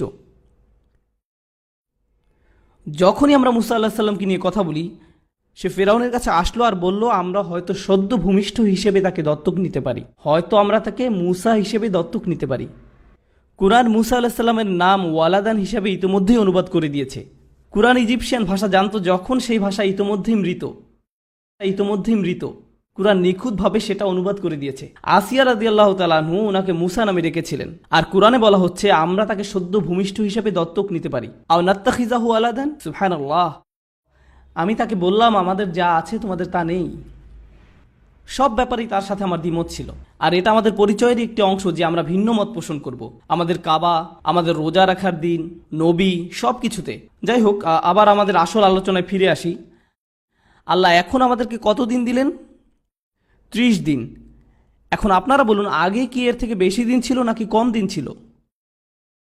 কম ছিল। ওই রোজা না করতে পারলে তার ক্ষতিপূরণ কয়ভাবে করা যেত? 2 ভাবে। হয় আপনি নিজে রোজা রেখে দিতে পারতেন, অথবা গরিবকে খাওয়াতে হবে। এইবার উনি বলছেন, ফামান কানা মারিদান আও আলা সাফারিন ফাইদ্দাতুম মিন আইয়ামিন উখর। আর যে লোক অসুস্থ কিংবা মুসাফির অবস্থায় থাকবে সে অন্য দিনে গণনা পূর্ণ করবে। রোজা রেখে সেটা পুষিয়ে দিতে হবে। এখন কয়টা অপশন আছে? মাত্র একটা। দ্বিতীয় কোনো অপশনই আর নেই। আগের আয়াতে বলা হচ্ছে 10 দিনের কম রোজা রাখার কথা, এবং তার ক্ষতিপূরণ করার উপায় 2টি। ক্ষতিপূরণ করার 2টা উপায়। তারপর রমজান আসলো, আর আল্লাহ বলছেন এখন তোমাদের আর 3, 4 বা 5 দিন নয়, 30 দিন। আর এখন আপনি না রাখতে পারলে ক্ষতিপূরণ আর 2টি উপায় নেই, একটি উপায়। ব্যাপারটা কি আগে থেকে সহজ নাকি কঠিন হলো? কঠিন হলো। যখনই ব্যাপারটি কঠিন হলো, আল্লাহ আমাদেরকে বলছেন, ইউরিদুল্লাহু বিকুমুল ইউসর ওয়ালা ইউরিদু বিকুমুল উসর, আল্লাহ তোমাদের জন্য সহজ করতে চান, উনি আপনার জন্য কঠিন করতে চান না। সুবহানাল্লাহ, যেই মুহূর্তে উনি এটি কঠিন করলেন তখনই উনি আবার বলে দিচ্ছেন যাই হোক আমি তোমাদের জন্য সহজ করতে চাই। হিয়া রব্বি, আপনি তো এইমাত্র এটি কঠিন করলেন, আবার আপনি কেন বলছেন যে আপনি আমার জন্য সহজ করতে চান? কিভাবে এটা সহজ হয়? এটা তো কঠিন। উনি আসলে গুরুত্বপূর্ণ একটা জিনিস বলছেন। এর থেকে প্রথম শিক্ষাটা হলো আল্লাহ মুসলিমদের জন্য রমজানে রোজা রাখার শক্তি দিবেন। আর উনি রমজান মাসেই রোজা রাখাকে বছরের অন্য যে কোনো সময়ের চেয়ে সহজ করে দিবেন। আমি গ্যারান্টি দিয়ে বলতে পারবো আপনি যখন রমজানে রোজা রাখবেন তখন অন্য যে কোনো সময়ের চেয়ে সহজ হয়ে যায়, কিন্তু এর এক সপ্তাহ পরেই রোজা রেখে দেখেন ওইটা 10 গুণ কঠিন হবে। কারণ আল্লাহ বলছেন উনি আমাদের জন্য সহজ করতে চান। ওই 30 দিন অন্য দিনে 3 দিন রোজা রাখা থেকে অনেক সহজ। সুবহানাল্লাহ, এটা হচ্ছে প্রথম অর্থ, আল্লাহ আপনার জন্য সহজ করতে চান। দ্বিতীয় বিষয় হলো আপনার ট্রেনিং যদি 2 বা 3 দিনের হয়, 4 দিনের হয়, আপনি কিছু প্রশিক্ষণ পান, কিন্তু আপনার ট্রেনিং যদি 30 দিনের হয় তাহলে আপনি কি বেশি শক্তিশালী হন? অবশ্যই। ওই ট্রেনিংয়ের প্রভাবও কি বেশি দিন থাকে? হ্যাঁ, আল্লাহ আমাদেরকে শয়তানবিহীন 30টা দিন দিয়েছেন, 30টা কোরআনময় দিন, 30টা দিন যে সময় শরীর নয় আপনাকে নিয়ন্ত্রণ করে আপনার অন্তর। উনি একদম পরিপূর্ণভাবে এই ট্রেনিংয়ের জন্য তৈরি করেছেন। যখন আপনার ট্রেনিং কঠিন হয় তখন তা শেষ হবার পর আপনি একটি সার্টিফিকেট পান এবং উদযাপনও করেন। আপনি মানুষের কাছে গিয়ে বলেন আমি আমার সার্টিফিকেট পেয়েছি, মানুষ তখন আপনাকে শুভেচ্ছা জানায়। আমাদের ট্রেনিং যখন শেষ হয় তখন আমরা কি করি? ঈদ পালন করি, আমরা উদযাপন করি। সুবহানাল্লাহ, আমরা সফলভাবে এই বছরে ট্রেনিং শেষ করেছি। কেন এই ট্রেনিং নিচ্ছি আমরা? যেন আমরা বাস্তব জীবনের সাথে মোকাবেলা করতে পারি।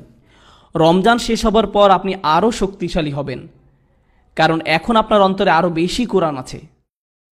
যদিও তখন আপনি আর রোজা রাখছেন না, আপনার ভিতরে কি রয়ে যাচ্ছে? কোরআন। শয়তানের বিরুদ্ধে আপনার আসল অস্ত্র হবে কোরআন।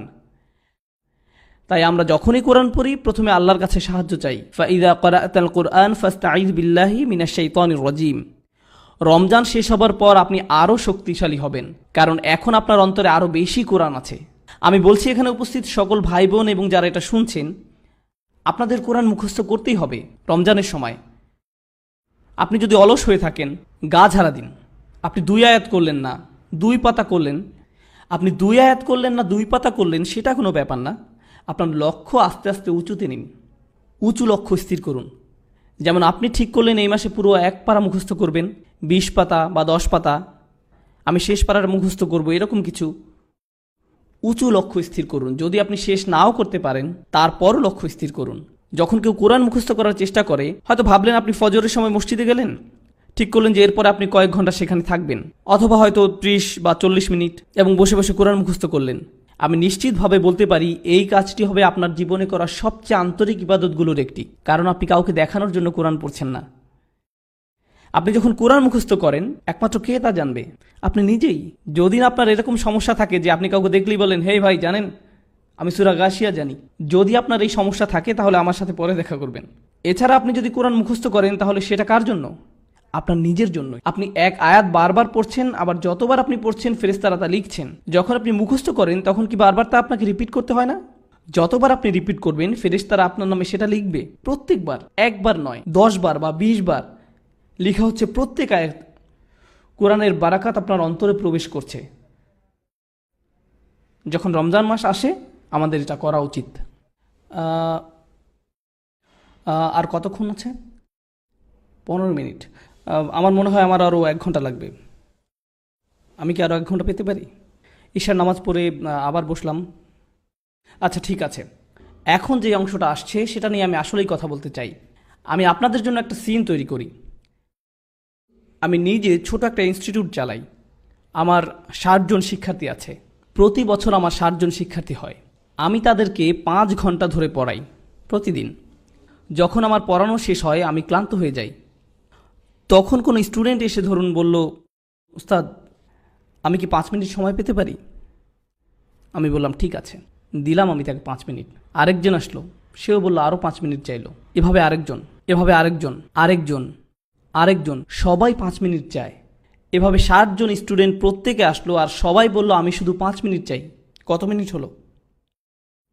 300 মিনিট। কত ঘন্টা হয়? 3 ঘন্টা 300 মিনিটে। মাশাআল্লাহ, কাতারে তো দেখি ভালো গণিতবিদ আছেন, গণিতে পিএইচডি করা। এতে 5 ঘন্টা হয়। ইতিমধ্যে আমি পড়িয়েই প্রায় মৃত, আর এখন তো আমি আইসিইউতে। অথচ প্রত্যেক স্টুডেন্ট বলবে আমি তো শুধুমাত্র 5 মিনিটই নিয়েছি। এটা তো কোনো সময়ই হলো না। ধরুন এখানে 500 লোক আছেন অথবা তার বেশি। আমি যদি সবার সাথে 1 মিনিট করেও কথা বলি, 1 মিনিট করে, তাহলেও 500 মিনিট, 8 ঘন্টারও বেশি সময়। 8 ঘন্টা মাত্র 1 মিনিট করে হলেও, অথচ সবাই বলবে আমি তো মাত্র 1 মিনিট পেয়েছি। আসলে কোনো কথাই হয়নি। বুঝা গেল? আরেকটি উদাহরণ দেই। আমার এক মেয়ের একটা সমস্যা আছে, যেই কারণে আমাদেরকে রেগুলার চিকিৎসকের কাছে নয়, বিশেষজ্ঞ চিকিৎসকের কাছে যেতে হয়। বিশেষজ্ঞ চিকিৎসক অনেক ব্যস্ত থাকেন, আপনি যে কোনো সময় এমনিতেই তার চেম্বারে ঢুকে যেতে পারেন না। আর তারা হয়তো আপনাকে 3 মাস পরের অ্যাপয়েন্টমেন্ট দিবে। আপনি হয়তো বলবেন এর আগে কিছু নেই, তারা বলবে না, এর মাঝেই 3 মাসের বুকিং শেষ। আর আপনি যদি অ্যাপয়েন্ট মিস করেন, 9টার জায়গায় 9টা 5-এ যান, শেষ। আপনাকে আরেকটা অ্যাপয়েন্টমেন্ট নিতে হবে, হয়তো 4 মাস পরের। এর মানে আপনি যদি বিশেষ কারোর সাথে দেখা করতে চান, সেটা আপনার সময় অনুযায়ী হবে না, সেটা হবে তাদের সময় অনুযায়ী। আপনি যাবেন, আপনাকে তাদের সময় অনুযায়ী যেতে হবে। আপনার বস যদি আপনাকে ডাকে, আপনি বলবেন না যে যখন আমার সময় হবে ইনশাল্লাহ, কারণ সে আপনার সুবিধা অনুযায়ী চলবে না, আপনি তার সুবিধা অনুযায়ী চলবেন। বুঝা গেল? গুরুত্বপূর্ণ ব্যক্তিদের সাথে দেখা করতে হলে আপনাকে এটাই করতে হবে। আপনার বাচ্চাদের ক্ষেত্রে এটা খাটে না। আপনি যদি তাদেরকে ডাকেন, সে বলবে না বাবা অ্যাপয়েন্টমেন্ট নাও, 8:45-এ তোমার সাথে দেখা করব, বা এরকম কিছু, তখন আমি ফ্রি থাকবো না, এরকম বলতে পারেন না। তাকে সাথে সাথেই আসতে হবে। বোঝা গেল? শেষ উদাহরণ, ধরুন একজন কোম্পানির মালিক বা সিইও, তাদের 500 কর্মচারী আছে। 500। সে কি সবাইকে চিনে? না। সে হয়তো কয়েকজন ম্যানেজারকে চিনে, তাদের আবার নিজস্ব টিম আছে, এরপর আরও একটা সাব টিম করা আছে, এরকম হয়তো 10 বা 15 জনকে চেনে। সবাইকে চেনে না। সবাই যদি তার কাছে একটা করে অনুরোধ করে, সে কি সেটার জবাব দিতে পারবে? না না, সে ওটা নিয়ে তেমন একটা চিন্তিতই হবে না। সে ভাবে এই লোক আবার কি, সিকিউরিটি গার্ড, আমার সেটা নিয়ে এত মাথা ব্যথা নেই, আমি হলাম সিইও। এই লোক আবার কে, অ্যাকাউন্টেন্ট, তাতে আমার কি, সে সামান্য একজন কর্মচারী। এখন এই আয়াতটি বোঝার চেষ্টা করুন। ওয়াইদা সাআলাকা ইবাদি আন্নি ফাইন্নী করিব। আমার দাস যখন আপনাকে আমার সম্পর্কে জিজ্ঞাসা করে, আমি তার একদম কাছেই। উজিবু দাওয়াতাদ দাঈ ইযা দাআন। যখন কেউ আমাকে ডাকে, আমি তার ডাকে সাথে সাথে সাড়া দিই। আমি তোমাকে অপেক্ষা করাবো না, কখনোই নয়। তোমার কল ভয়েস মেইলেও পাঠিয়ে দিব না। এটাও বলা হবে না যে 24 ঘন্টা পরে। আমি তোমার ডাকের সাথে সাথে তার জবাব দিব। একজন মানুষের পক্ষে এটা সম্ভব নয়। এমনকি যদি আমি আপনাকে অনেক ভালোবাসি, তারপরও আমার পক্ষে এটা সম্ভব নয়। আমি আমার মেয়েদেরকে অনেক ভালোবাসি, কিন্তু তারা যখন গাড়ির পেছনে বসে সবাই একসাথে কথা বলা শুরু করে, আমার পক্ষে কি সবাইকে জবাব দেওয়া সম্ভব হয়? না। তাদের একজন বলল আমি আইসক্রিম খাবো, আরেকজন বলল আমি পিজা খাবো, আরেকজন বলল আমি বাসায় গিয়ে ঘুমাতে চাই, আরেকজন বলল চলো পার্কে যাই। আমার পক্ষে এর মাঝে একটাই হয়তো করা সম্ভব। আমি সবার আবদার একসাথে মেটাতে পারবো না, আমার সেই ক্ষমতা নেই। যদিও আমি তাদেরকে ভালোবাসি, আমাকে বলতে হবে আমি দুঃখিত, আমার পক্ষে সম্ভব নয়। আল্লাহ তার রসুল সাল্লাল্লাহু আলাইহি সাল্লামকে বলছেন, যখন তারা আমার সম্পর্কে জানতে চায়, আমি খুব কাছেই আছি। যখন তারা ডাকবে, আমি তখনই ডাকে সাড়া দিব। আমি তাদের দুয়ার জবাব যখন চাইবে তখনই দিব। যখন তারা ডাকবে, আমি তখনই ডাকে সাড়া দিব। বাচ্চাদের কান্নায় আপনাদের বিরক্ত হওয়া ঠিক নয়। বোন, আপনার বাচ্চা যদি কান্না করে সমস্যা নেই, অন্য বোনেরা তার দিকে তাকানো বন্ধ করুন। ওনার দিকে তাকানো বন্ধ করুন। সুন্দর লাইট বা অন্য কিছু দেখুন। জ্বলন্ত চোখে তার দিকে তাকাবেন না। আর আপনার বাচ্চা যদি অনেক বেশি কান্না করে, তাহলে বাইরে থেকে ঘুরে আসুন। এগুলোই আমার শর্ত। মায়েরা যে প্রোগ্রামে আসে, এতে আমাদের খুশি হওয়া উচিত। এটা সহজ নয়। সন্তান প্রতিপালন কঠিন কাজ। তারা যে এখানে এসেছেন এতে আপনাদের খুশি হওয়া উচিত। আল্লাহ এই মা ও তার সন্তানসহ সকল সন্তানদের মাঝে এবং তাদের জীবনে বারাকা প্রদান করুন। এটা করতে অনেক প্রচেষ্টার দরকার হয়, শুধু গাড়িতে তুলতেই তো অনেক কষ্ট হয়, তার উপর এই ট্রাফিক জ্যামের মাঝে আপনার গাড়ি চালাতে হয়। ইন্না লিল্লাহি ওয়া ইন্না ইলাইহি রাজিউন। একজন বাথরুমে যেতে চায় তো অন্যজন ক্ষুধার্ত, আরেকজন ঘুম থেকে জাগালেন তো কাঁদতে লাগলো। এটা একাকী থাকার মতো নয় যে চলো মসজিদে যাই আর চলে গেলেন। এটা এরকম নয়, এটা এরকম নয়। সম্ভবত এখানকার বাবারা তাদের সন্তানদের কান্না চিনতে পারছেন, তখন এই ভেবে খুশি হন যে আলহামদুলিল্লাহ আমার বউ এখানে আছে, আমাকে আর দেখতে হবে না। সালাতের পর আমি যেটা বলতে চাই সেটা হচ্ছে এই আয়াতে যে দোয়াটি আছে সেটি সম্পর্কে। বিশেষত এই আয়াতের মাঝে যত রত্ন লুকিয়ে আছে, আল্লাহর তরফ থেকে যে এই আয়াত কত উপহার দেওয়া হয়েছে তা গণনা করে শেষ করা যাবে না। আমি আপনাদের সাথে কিছু শেয়ার করতে চাই ইনশাআল্লাহ। কেন? কারণ আমি আপনাদের সবাইকে উৎসাহিত করতে চাই যেন এই রমজান হয় কোরআনের মাস, দুয়ার মাস, আর আপনারা যেন দুইটিকে একসাথে করতে পারেন। ইনশাআল্লাহ আমরা আলোচনা করব কিভাবে আমরা এই দুইটি একসাথে করব। যতবার আপনার সামনে হালাল উপার্জনের পথ আসে অথবা আরও অর্থ উপার্জনের উপায় আসে সেটা হয়তো ঠিক হালাল নয়, তখন আপনি নিজেকে মনে করিয়ে দেন ওয়ালি তুকাব্বিরুল্লাহ, আল্লাহ এই অর্থ থেকে অনেক বড়, তাই আমি এটা করব না। প্রতিবার আপনি যখন ঘুমে থাকেন আর ফজরের আজান দেয়, শয়তান আপনাকে চেপে শুয়ে রাখতে চায়। শয়তান আপনাকে বলবে আরও 5 মিনিট। তখন আপনি নিজেকে বোঝান 5 মিনিট, আমি এখন প্রথম রাকাত ধরতে পারবো না, কোনো ব্যাপারই না, যখন ইচ্ছা তখনই ঘুম থেকে উঠে যাওয়া আমার জন্য কোনো ব্যাপারই না। এরপরে যে জিনিসটা আপনি জানেন সেটা হলো সকাল 10টা। যখন এরকম হয় তখন আপনি বলুন ওয়ালি তুকাব্বিরুল্লাহ, আল্লাহ আমার থেকে বড়, আমার ঘুমের থেকেও আল্লাহ বড়। এটার অর্থ এটাই, আল্লাহকে সবচেয়ে বেশি প্রায়োরিটি দেওয়া। আমার নিজের আকাঙ্ক্ষা, আমার নিজের সালা, আমার নিজের অলসতা, নিজের লালসা, নিজের ক্ষুধা, লোভ, এগুলো থেকেও আল্লাহকে বেশি প্রায়োরিটি দেওয়া জীবনে। এটাই হচ্ছে রমজানের ট্রেনিং। ওয়ালি তুকাব্বিরুল্লাহ আলা মা হাদাকুম ওয়া লাআল্লাকুম তাশকুরুন। আর আয়াতটি শেষ হলো এইভাবে যেন আমরা কৃতজ্ঞ হতে পারি। প্রশ্ন হলো কিসের জন্য কৃতজ্ঞ? আয়াত শুরু হয়েছে রমজান মাস, আর এই মাসেই কোরআন নাজিল হয়েছে। অর্থাৎ প্রথমে যে নিয়ামতের জন্য আমরা আল্লাহর কাছে কৃতজ্ঞ থাকবো সেটা কি? কোরআন। যেন আপনি কোরআনকে সত্যিকারের কদর করতে পারেন। এই দেখে ধরুন আমি আপনার বাসায় গেলাম আর আপনাকে একটা উপহার দিলাম, এই দেখো আমি এটা তোমার জন্য কিনেছি। আমি হয়তো আপনার জন্য ছোট একটা ক্রিস্টালের জিনিস কিনেছি। পাকিস্তানিরা আবার ক্রিস্টালের জিনিস খুব পছন্দ করে। আপনি বললেন বাহ, এটা তো খুব সুন্দর, ধন্যবাদ। তারপর দূরে ছুঁড়ে ফেলে দিলেন। এটা কি অপমানজনক নয়? আমি আপনাকে একটা উপহার দিলাম আর আপনি কি করলেন? আমার সামনেই ধন্যবাদ দিয়ে সেটা ছুঁড়ে ফেলে দিলেন।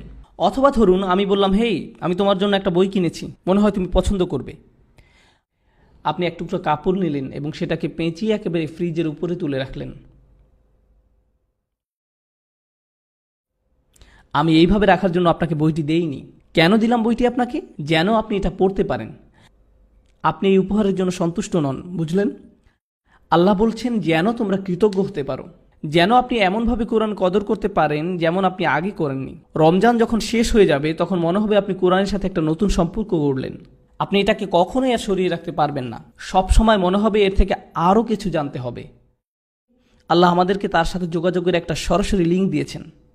অন্য কোনো ধর্মে সেটা নেই, অন্য কোনো ধর্মে নেই। সালাতে আমরা যেটা অনুভব করি সেটা হচ্ছে আল্লাহর সাথে সরাসরি যোগাযোগ। আক্ষরিক অর্থেও সালাতের অর্থ হচ্ছে যোগাযোগ। আক্ষরিকভাবেও এটা যোগাযোগই বোঝায়। আর আল্লাহর যে কালাম আমরা সালাতে পড়ি তা দিয়ে হয় আমাদের সেই যোগাযোগ। এটা হচ্ছে আসমান থেকে জমিনে আল্লাহর প্রসারিত একটি দড়ি। আপনি সব সময় চাইবেন আরও বেশি পড়তে। কোরআনের সাথে আপনার যোগাযোগ যত বেশি হবে, আল্লাহর সাথে আপনার যোগাযোগ তত ভালো হবে। কোরআনের সাথে আপনার যোগাযোগ যত কম হবে, আল্লাহর থেকে আপনি তত দূরে সরবেন। এটা একটা প্রতিষ্ঠিত সত্য। আমাদের পুরো জীবনের একটা লক্ষ্য থাকতে হবে যে আমরা যেন এই বইয়ের আরও কাছে যেতে পারি। আর কেউ কখনোই বলতে পারে না যে তার কোরআনের কাছাকাছি, কেউ না।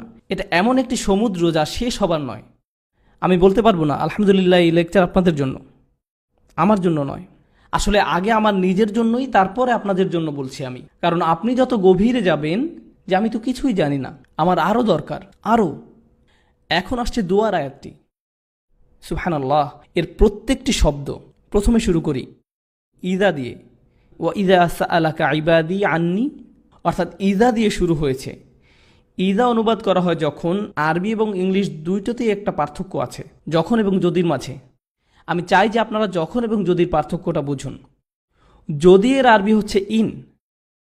আল্লাহ বলেননি যে যদি আমার বান্দা আপনাকে জিজ্ঞেস করে আমার ব্যাপারে, বরং বলেছেন যখন জিজ্ঞেস করে। ধরুন একজন মায়ের কথা যার ছেলে আর্মিতে গেছে এবং সে যুদ্ধও গেছে, অনেক দিন মায়ের সাথে কোনো যোগাযোগ নেই, কোনো কল বা ইমেইল কিছুই না। মায়ের তো অবশ্যই ছেলের কথা মনে পড়বেই।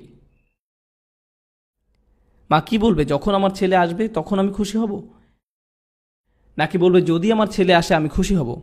সে বলবে যখন আমার ছেলে আসবে তখন আমি খুশি হব। বলেন যখন। আপনি তখন যদি বলেন না, বলবে না যে যদি ছেলে আসে তাহলে আমি খুশি হব। কারণ সে যদি বলে যে যদি আমার ছেলে আসে তাহলে আমি খুশি হব, এর অর্থ সে এটা মেনেই নিয়েছে যে তার ছেলে মরে যাবে। কিন্তু যদি বলে যখন, তার মানে সে আশা করছে যে সে ফেরত আসবে। যখন আপনি কাউকে হারিয়ে ফেলেন আর আপনি চান যে তারা ফিরে আসুক, আপনার অন্তর এটা মেনেই নিতে পারবে না যে সে আসবে না। আপনি তখন যদি বলেন না, বলেন যখন। আল্লাহ বলছেন যখন আমার দাস তোমাকে জিজ্ঞেস করবে। উনি বলেননি যদি আমার দাস তোমাকে জিজ্ঞেস করে। কেন? কারণ আল্লাহ আশা করছেন যে আমরা এই ব্যাপারে জিজ্ঞেস করব। উনি অপেক্ষা করছেন আমাদের ডাকের জন্য। এটা অনেকটা এমন যে আল্লাহ অপেক্ষা করছেন কখন আমরা চাইব। সুবহানাল্লাহ। যখন, এই একটি শব্দের মাঝে আছে বিশ্বাস, আশা, ভালোবাসা, সব কিছু। আল্লাহ যদি এমনভাবে বলতেন যে আল্লাহ মানুষকে পরোয়াই করেন না, তারা চাক বা না চাক তাতে তার কি। এবার আসি সাআলা শব্দটি নিয়ে। এটা অতীতকাল। ইদা ইয়াসআলুও বলা যেতে পারে, যেটা দিয়ে বর্তমান কাল বোঝায়। ইদা অতীতকাল এবং বর্তমান কাল এই দুই ক্রিয়ার সাথেই ব্যবহার হয়।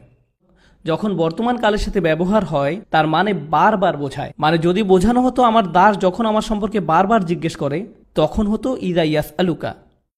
কিন্তু আয়াতে বলা হয়েছে ইদা সাআলাকা। এটা অতীতকালের ক্রিয়া। শুধু কোনো কিছু একবার হয়েছে সেটাই বোঝায়। এর মানে আল্লাহ বোঝাচ্ছেন আমি আমার দাসের জন্য অপেক্ষা করছি, সে যদি একবারও আমার কাছে চায়। আমি অনেকবারের জন্য না, তার একবার ডাকের জন্যই অপেক্ষা করছি। এরপর বলছেন সাআলাকা, তারা আপনাকে, রসুল সাল্লাল্লাহু আলাইহি সাল্লামকে জিজ্ঞেস করবে। কোনো সাহাবী বলতেন যে আমি আল্লাহ সম্পর্কে আরও জানতে চাই। তো কাকেই জিজ্ঞাসা করবেন? কাকেই জিজ্ঞাসা করবেন?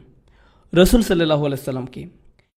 এরপর আল্লাহ বলছেন সাআলাকা ইবাদি, বলেননি যে সাআলাকা হাউলা, সাআলাকাল্লাযীনা আমানু, যারা বিশ্বাস করে তারা জিজ্ঞেস করলে, সাআলাকাল মুমিনুন, মুমিন বান্দারা জিজ্ঞেস করলে, সাআলাকাল মুসলিমুন আসহাবুক। তিনি বলছেন ওয়া ইদা সাআলাকা ইবাদি, আমার দাসেরা, আমার দাসেরা। উনি বলেননি যে ইবাদুনা বা ইবাদাল্লাহ, বলেছেন ইবাদি। শেষের এই ই দিয়ে বোঝায় আমার দাস। আল্লাহ কোরআনে সে, আমরা, আমি এগুলো ব্যবহার করেছেন বিভিন্ন সময়। আমি, কখনো উনি আমি ব্যবহার করেন, কখন উনি আমি ব্যবহার করেন যখন হয় উনি বেশি ভালোবাসা দেখান অথবা বেশি রাগ প্রকাশ করেন। শুধু এই দুই প্রেক্ষাপটে। আপনি যদি কোরআনের একটি আয়াত পড়েন যাতে আমি ব্যবহার করেছে, সেক্ষেত্রে দেখবেন হয় আল্লাহ অসম্ভব ভালোবাসা দেখিয়েছেন অথবা প্রচণ্ড রাগ দেখিয়েছেন। সাধারণ কোনো ক্ষেত্রে সেরকম হয়নি। এটা হচ্ছে এমন আয়াত যাতে অসম্ভব ভালোবাসা দেখিয়েছেন। তাই উনি বলছেন ইবাদি, ইবাদুনা বলেননি, আমার দাস বলেছেন। আমরা অনেক সময় আমাদের কাছের কেউ দূরে থাকলেও বলি আমার ভাই, আমার বোন, আমার বাবা, আমার মা। এর মানে এই না যে আপনি ওদের মালিক। এ দিয়ে তাদের প্রতি আপনার ভালোবাসাটার প্রকাশ পায়। যখন আপনি কারোর জন্য ব্যবহার করেন, এক্ষেত্রে তারা হচ্ছে আল্লাহর দাস। এমন হতে পারে এরা হয়তো আল্লাহর ইবাদতই করেনি। এখন তারা কার কাছে জিজ্ঞেস করেছিল? দেখি আপনাদের মনোযোগ কেমন আছে। তারা কি আল্লাহর কাছে সরাসরি জিজ্ঞেস করেছিল নাকি রাসূলুল্লাহ সাল্লাল্লাহু আলাইহি সাল্লামের কাছে জিজ্ঞেস করেছিল? তারা রাসূল সাল্লাল্লাহু আলাইহি সাল্লামের কাছে জিজ্ঞেস করেছিল। এখন আমি অর্থটা আবার বলি, যখন তারা আমার সম্পর্কে জিজ্ঞেস করে তাহলে তাদেরকে বলো আমি নিকটে। আয়াতে কিন্তু বলা হয়নি তাদেরকে বলো, আয়াতে বলেছে ফাইন্নী করিব। যখন তারা আমার সম্পর্কে জিজ্ঞাসা করে তখন আমি একদম কাছে, তখন আমি একদম কাছে। কোন জিনিসটা বলা হয়নি? তাদেরকে বলো ফাকুল্লাহুম ইন্নী করিব। কিন্তু এখানে কোনো ফাকুল্লাহুম নেই। কেন? লোকজন রাসূলুল্লাহ সাল্লাল্লাহু আলাইহি সাল্লামের কাছে জিজ্ঞেস করতে এসেছিল। হয় না আমাদের সময় লোকজন আলেমদের কাছে গিয়ে জিজ্ঞেস করে, আল্লাহ কি আমার দোয়া শুনবে? আমার অনেক ভুল হয়, আমার অনেক নামাজ বাদ গেছে, আল্লাহ কি তারপরও আমার দোয়া শুনবে? আল্লাহ কি আমাকে জাহান্নামে নিক্ষেপ করবে? এগুলো মানুষ আলেমদেরকে জিজ্ঞেস করে। আর এই ক্ষেত্রে সাহাবীরা রাসূলুল্লাহ সাল্লাল্লাহু আলাইহি সাল্লামকে জিজ্ঞেস করেছিলেন। আল্লাহ নিজেই সরাসরি উত্তর দিলেন। উনি রাসূলুল্লাহ সাল্লাল্লাহু আলাইহি সাল্লামকে দিয়ে নয়, বরং উনি আপনার সাথে, আমার সাথে সরাসরি কথা বলা শুরু করলেন। আমি এত কাছে যে আমি তোমার সাথে কথা বলছি। আমি এমনকি রাসূল সাল্লাল্লাহু আলাইহি সাল্লামকেও বলছি না যে তোমার সাথে কথা বলতে, আমি সরাসরি তোমার সাথে কথা বলবো। এখানেই কোরআনের সৌন্দর্য। লোকজন রাসূলুল্লাহ সাল্লাল্লাহু আলাইহি সাল্লামের কাছে জিজ্ঞাসা করতে আসলো, আর আল্লাহ বলেননি যে আপনি ওদেরকে গিয়ে বলুন, বরং উনি ঠিক করলেন যে উনি নিজেই বলবেন, আমি খুব কাছে, তুমি আমাকে বিশ্বাস করো না? কেন? আমি বললাম তুমি বিশ্বাস করো না? বললাম ইন্নি শব্দটার কারণে। ইন্নি মানে বাংলায় অবশ্যই, কোনো কিছু নিঃসন্দেহে বোঝাতে ইন্নি শব্দ ব্যবহার হয়। তাই কেউ যদি কোনো ব্যাপারে সন্দেহ পোষণ করে তখন ইন্না ব্যবহার করা হয়। এখানে আল্লাহ বলছেন কখনোই আমি কাছে নেই, এই সন্দেহও করো না। কেন তুমি সন্দেহ করছো যে আমি কাছে নেই? কেন তুমি ভাবছো যে আমি তোমার থেকে দূরে সরে যাব? তুমি আমার থেকে দূরে সরে গেছো, আমি না, তুমি সরেছো। তুমি আমার অবাধ্য হয়েছো, তুমি আমাকে ভালোবাসা বন্ধ করেছো। আমি কখনো তোমাকে ভালোবাসা বন্ধ করিনি। তুমি দূরে সরেছো, আমি সবসময় কাছে ছিলাম। আবার করিব শব্দটাও, করিব হচ্ছে ইসমে সিফা, যার অর্থ আমি সবসময় আছি। পুরো বাক্যটা দ্বারা অবশ্যই আমি সবসময় আছি, কাছেই। আমার দাস এটা জানুক। আরেকটা ব্যাপার হচ্ছে, আল্লাহর কতগুলো নাম আছে? অন্তত ৯৯টা। কত সুন্দর সুন্দর নাম আল্লাহর। তাই যখন মানুষ জিজ্ঞেস করলো আল্লাহ সম্পর্কে, তখন তাদেরকে আল্লাহর কোন নামটা বলা সবচেয়ে বেশি জরুরি? ওনার কোন গুণটা? যে উনি একদম কাছেই। কেন? কারণ যখন উনি কাছে আছেন, আমাদের জন্য ওনার সাথে কথা বলা সহজ হয়।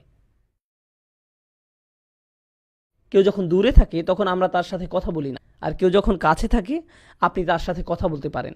যখন কেউ কাছে থাকে আপনি তাকে সম্মান করেন। বোঝা গেল? আচ্ছা, এখানের কয়জন বাচ্চা স্কুলে আছে? 4 জন। বাকিরা কি করে? আচ্ছা যাই হোক, যদি আপনি স্কুলে থাকেন আর টিচার ক্লাসরুমের বাইরে দিয়ে হেঁটে যায়, তখন কি আপনার আচরণে কোনো পরিবর্তন আসে নাকি আসে না? মিথ্যা বলবেন না, আপনি এখন মসজিদে আছেন। বাইরে গিয়ে মিথ্যা বলুন। না না, আমি জাস্ট মজা করলাম। যখন টিচার আপনার কাছে থাকে আপনার ব্যবহার একরকম হয়। ধরুন আপনি একটা পরীক্ষা দিচ্ছেন, টিচার হেঁটে বেড়াচ্ছে, আপনি কি আপনার পরীক্ষার খাতা একটু ঢেকে ফেলেন না? এমনকি ছায়া দেখলেও কেঁপে ওঠেন। বিশেষত উনি যদি আপনার টেবিলে হাত রাখে আর আপনার খাতার দিকে তাকিয়ে একটু মালাকুল মাউত। আমি আমার স্টুডেন্টদের সাথে এরকম করি, কারণ আমি তাদেরকে মানসিকভাবে টর্চার করতে পছন্দ করি। এটাই টিচিংয়ের সবচেয়ে বড় মজা। আপনি তাদেরকে নিয়ে খেলতে পারেন। আল্লাহ বলছেন, যদি আমার দাস আমার সম্পর্কে জানতে চায় তাহলে বলুন আমি একদমই কাছে আছি। কেউ যখন কাছে থাকে, আপনি যখন আশেপাশে পুলিশ অফিসার দেখেন, আপনি অন্যরকম আচরণ করেন। আপনি যখন দেখেন আপনার বস পাশে আছে, যখন জানেন টিচার কাছে আছে, আপনি ভিন্ন আচরণ করেন। যখন আপনি দেখেন আপনার মা পাশে আছে, বন্ধুদের সাথে ভিন্নভাবে কথা বলেন। যখন সে অন্য রুমে যায়, তখন হয়তো আপনি আপনার বন্ধুর মুখে ঘুষি মেরে দেন। এই ধরনের কিছু করেন। যখন আপনি অনুধাবন করবেন যে আল্লাহ নিকটে, তখন আপনি সব সময়ের জন্য একদম ভিন্ন মানুষ হয়ে যাবেন, কারণ উনি সব সময় কাছে। এখন উনি যদি সবচেয়ে কাছেই হন, এরপর উনি কি বলছেন? উজিবু। উজিবু আরবিতে আজাবা মানে উত্তর দেওয়া। এছাড়াও আরেকটা শব্দ আছে ইস্তেজাবা। কোরআনের অন্য এক জায়গায় আল্লাহ বলছেন ফাস্তাজাবা লাহুম রব্বুহুম। তিনি আজাবা লাহুম বলেননি, তিনি বলেছেন ফাস্তাজাবা লাহুম। তাদের প্রভু তাদের ডাকে সাড়া দেন। দেখা যাচ্ছে দুইটা শব্দ আছে আরবিতে, আজাবা আর ইস্তেজাবা। আজাবা আর ইস্তেজাবা। আজাবা দিয়ে বোঝায় যেটা সাথে সাথে হবে। যখন আপনি কোনো দেরি করা ছাড়াই কাউকে জবাব দেন সেটাকে বলা হয় ইজাবা। আর যখন আপনি সময় নিয়ে জবাব দেন সেটাকে বলা হয় ইস্তেজাবা। আল্লাহ বলছেন উজিবু। এর মানে উনি কিভাবে দোয়ার উত্তর দেন? সাথে সাথে, কারণ উনি সবসময় কাছে। কেউ কেউ দোয়া করে আর বলে কখন আল্লাহ জবাব দিবেন, কখন আল্লাহ সাহায্য আসবে, আমি অসুস্থ, কখন আল্লাহ আমাকে সুস্থ করবেন, আমি চাকরি পাচ্ছি না, কখন আল্লাহ চাকরি দিবেন? আমার বিয়ে হচ্ছে না, কখন আল্লাহ আমার বিয়ে দিবেন? আমার মা একের পর এক বিয়ের প্রস্তাব নাকচ করছেন, কখন আল্লাহ তার অন্তরটা পরিবর্তন করবেন? এর নাক লম্বা, তার চোখ বেশি ছড়ানো, এ জানে না কিভাবে ঠিকমতো চা বানাতে হয়, এসব করে আমার বিয়ে হচ্ছে না, আমার মা সব নষ্ট করে দিচ্ছে। ইয়া আল্লাহ, কেন আমার মা এরকম? আর আল্লাহ কি বলছেন? তিনি কখন সেটার জবাব দিবেন? সাথে সাথে। ও আরেকটা কথা, এগুলো সব রমজানের আয়াত, তাই না? তাই আপনি যদি সত্যি সত্যি চান আল্লাহ সাথে সাথে আপনার দুয়ার জবাব দিবেন রমজানে, আর আপনি যদি চান যে আল্লাহ আপনার কাছে আসবেন, তাহলে আগে নিজে আল্লাহর কাছাকাছি হন, বেশি বেশি কোরআন পড়ুন, আর তারপর দোয়া করুন। কোরআন পড়ুন আর দোয়া করুন। রমজানে আপনার এরকমটাই করা উচিত। যখন আপনি বেশি বেশি দোয়া করা শুরু করবেন, তখন রমজান মাসটা উপভোগ করা শুরু করবেন। রমজানের আনন্দটাই হচ্ছে দোয়ার মাঝে। অর্থাৎ উনি বলছেন উজিবু, আমি জবাব। তারপর উনি বলছেন দাওয়াতা দাই, কি শক্তিশালী শব্দ চয়ন। পূর্বে বলেছিলাম কোরআন মজিদে আমি কখন ব্যবহার করা হয়, মনে আছে? অনেক বেশি ভালোবাসা এবং অনেক বেশি রাগ প্রকাশ করার সময়। এখানে কোনটা? অনেক বেশি ভালোবাসা। এখন কার দেওয়ার জবাব দেওয়া হয়? আপনি ভাবতে পারেন যে অনেক বেশি দোয়া করে তার। আমি বছরে একবার দুইবার দোয়া করি। যখন আপনার পরীক্ষা থাকে তখন দোয়া করেন, ইয়া আল্লাহ আমার পরীক্ষা, আমিন। এখন কার দোয়ার জবাব দেওয়া হয়? অথবা গাড়ি চালানোর সময় লাল বাতি অতিক্রম করে গেলেন আর বিশাল জরিমানা দিতে যাচ্ছেন, তখন দোয়া করেন এই বলে, ইয়া আল্লাহ ক্যামেরা এবং লাইসেন্স প্লেটের মাঝে কভার সৃষ্টি করে দাও, আমি যেন অথরিটি থেকে কোনো মেসেজ না পাই, ইয়া আল্লাহ। তখন আপনার আল্লাহকে স্মরণ হয়। কেউ যদি অনেকবার দোয়া করে তাহলে দোয়া শব্দটি ব্যবহার হয়, কিন্তু কেউ যদি শুধু একবার দোয়া করে সেটা প্রকাশ করতে ব্যবহার করা হয় দাওয়াতুন। দাওয়াত শব্দটি শেষে তা মারবুতা নির্দেশ করে যে এটা একমাত্র একবার ঘটে। যেমন দরাবায়ের অর্থ হলো প্রহার করা, কিন্তু দরাবাত মানে একবার প্রহার করা। আকালা মানে খাবার, কিন্তু আকালা অর্থ একবারের খাবার। তা মারবুতা এটাকে একবারের জন্য বানিয়ে দেয়। আল্লাহ বলছেন দাওয়াত দাই, প্রার্থনাকারীর একবারের প্রার্থনাতেও আমি সাড়া। লোকটি মাত্র একবারই দোয়া করলো, আল্লাহ বললেন না যে সারা বছর কোথায় ছিলে, তুমি জীবনে কখনো সালাত করনি, মাত্র একবার দোয়া করলে, ফাইন করিব, ভুলে যাও যে তোমার ডাকে সাড়া দিব। আপনি যদি কোনো অফিসের কর্মচারী হন আর বছরে মাত্র একবার অফিসের নিজের চেহারা দেখালেন, আপনার চাকরি থাকবে না। তারা বলবে, কে আপনি? আমি এখানে চাকরি করি। কখন? আমি গত বছর চাকরি পেয়েছি।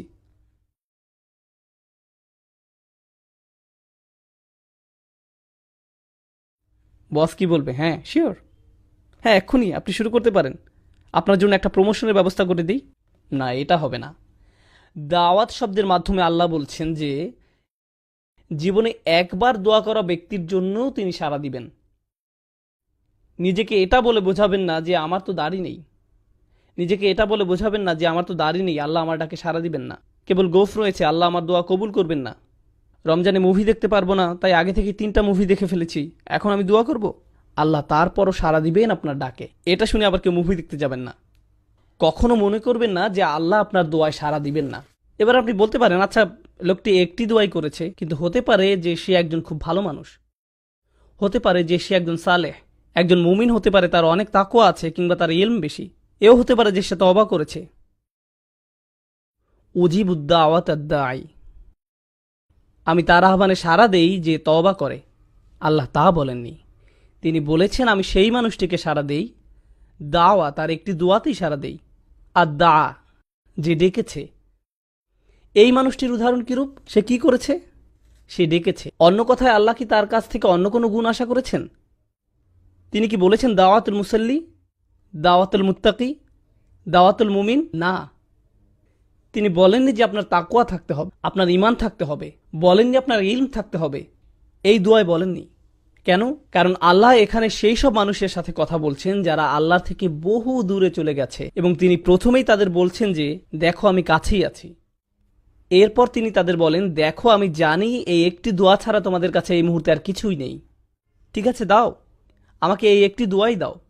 যদিও তুমি একজন দায়ী, শুধুই একজন আহ্বানকারী, তোমার জন্য আমার কাছে আর কোনো বিবরণ নেই। আমি তোমাকে এখনো পর্যন্ত একজন সালেহ ডাকতে পারি না, মুসলিম ডাকতে পারি না, মুমিন ডাকতে পারি না, আমি তোমাকে কিছুই ডাকতে পারি না। আমি শুধু তোমাকে রেখেছি একজন দায়ী হিসাবে, একজন আহ্বানকারী। সুবহানাল্লাহ, সেটি কোনো যোগ্যতাই নয়। আরও আগানোর আগে বলে রাখি, আমি বলেছিলাম কখনো একজন বসের 500 জন কর্মচারী থাকে, সে কি তাদের সকলের নাম জানে? না, বিশেষ করে সেই কর্মচারীকে যে তাকে পুরো জীবনে মাত্র একটি ইমেইল করেছে। একটি ইমেইল কিভাবে সে তাকে মনে রাখবে? কর্মচারীটি যদি তাকে টেক্সট মেসেজ পাঠায়, সে জানবে না নাম্বারটি কোথা থেকে এসেছে। আল্লাহ বলেননি উজিবুদ্দা আওয়াতাদ্দা আইন, তিনি বলেছেন উজিবুদ্দা আওয়াতাদ্দা আই। এই শব্দটির মধ্যে থাকা আলিফলাম তাকে মারিফা বানিয়ে দেয়, অর্থাৎ যথাযথ এবং নির্দিষ্ট করে দেয়। অন্যভাবে বলা যায়, যে কেউ আল্লাহকে ডাকে, আল্লাহ বলেন না যে কোনো একজন শুধুই ডেকেছে, তিনি বলেন সেই জন আমাকে ডেকেছে, সেই নির্দিষ্ট মানুষটি।